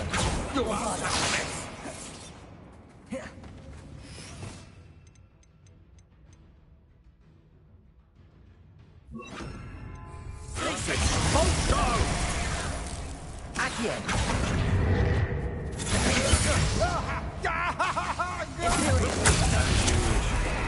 It's productive, aren't we? Accio! Incendio! Expulso! There you are! Glacier! Expulso! Accio! Flash! Inspiration! Expulso! Incendio! Expulso! Accio! Glacier! You're only delaying the end. What are your thoughts on electricity? Protego! Expulso! More of that. Oh! Ontario!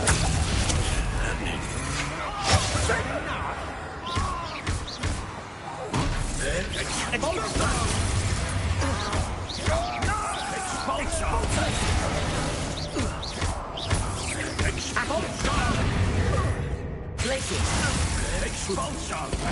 So cold and all. How dare you do such? Expulso! Expulso! You will not survive this fight!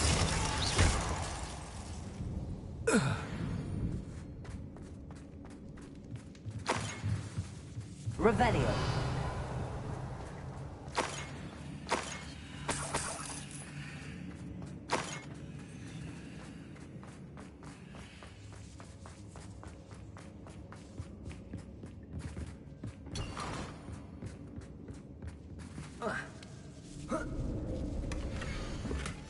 Otto Dibble's love letter from Rosie.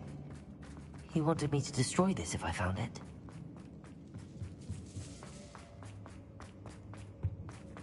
Natty must be here somewhere. You found us. I knew you were here. I know.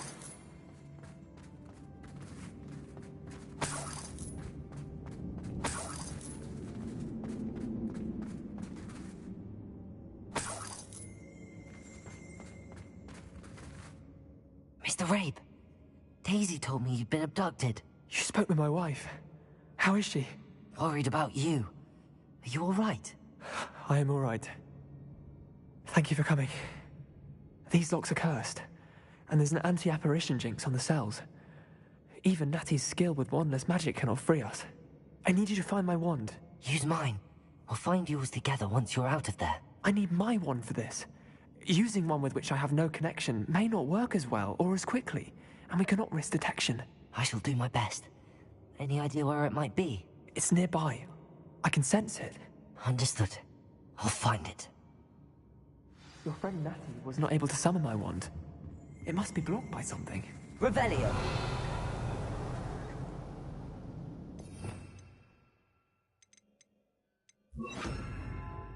Confringo!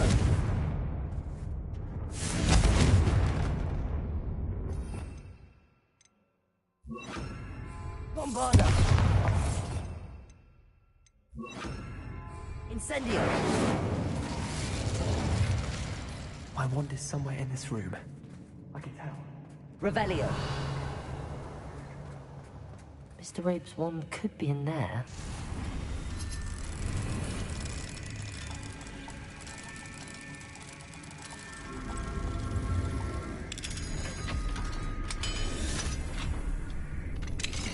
Mr. Rabe's wand. He'll be glad to have this back. Mr. Rabe, I found your wand. Well done. I knew it was nearby. Now, you best stand back. One never knows how a curse will react to being broken.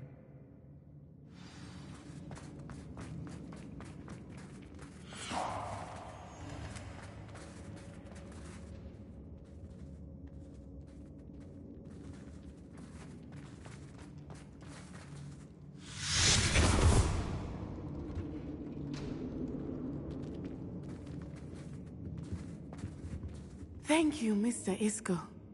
My pleasure. And thank you, my friend. We owe our lives to your bravery. I may be too weak to disapparate with you both, but I can try.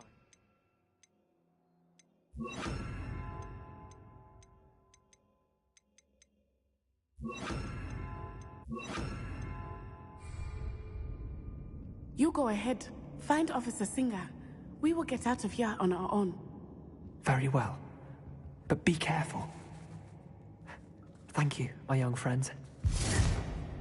Be prepared for a fight. These Ashwinders must pay.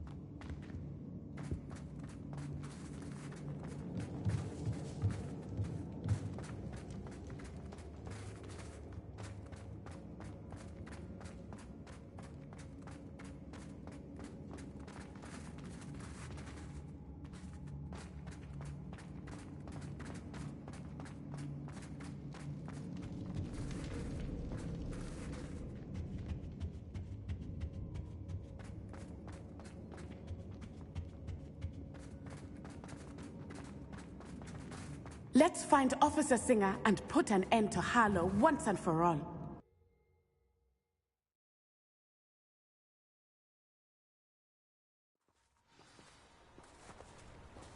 Natsai Onai. I should have known. And you, the troll dispatcher. Oh, thank goodness the two of you are safe. Isco Rabe told me a couple of students had rescued him. Should have known it was you two. Is Mr. Rabe all right? He is. I sent him home to his wife. Miss Onai, your mother will not be pleased to learn that you're still risking your safety pursuing these dangerous men. Actually, Officer Singer, Natty and I learned of several Hogsmeade residents who've had their lives threatened by the Ashwinders. In addition to abducting Mr. Rabe, to blackmail his wife and Natty, Rookwood and Harlow have also extorted Agabus Filbert and Otto Dibble.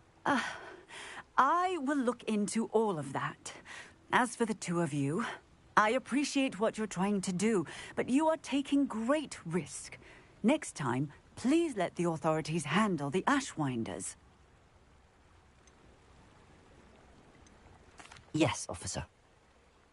Do you have enough evidence to take down Harlow and the rest of Rookwood's lot? Well, it's certainly a good start. We shall see. But you can leave this to me now. Natsai, you may wish to speak with your mother about this before I do. My mother will not like this. Thank you again for rescuing me. We shall speak soon.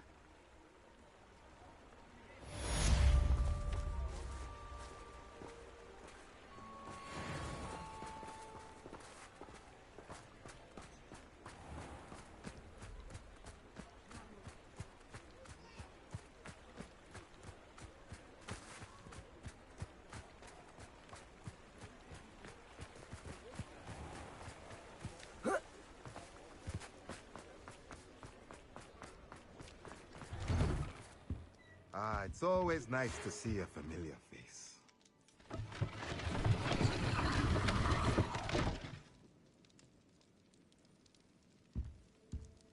The Ashwinders have ceased pestering me. I suspect that's your doing. Thank you from me and Rosie both. We're just leaving for our honeymoon, after we tell Mr. Hill of our recent marriage. Wish me luck. Let's look at what we have, shall we?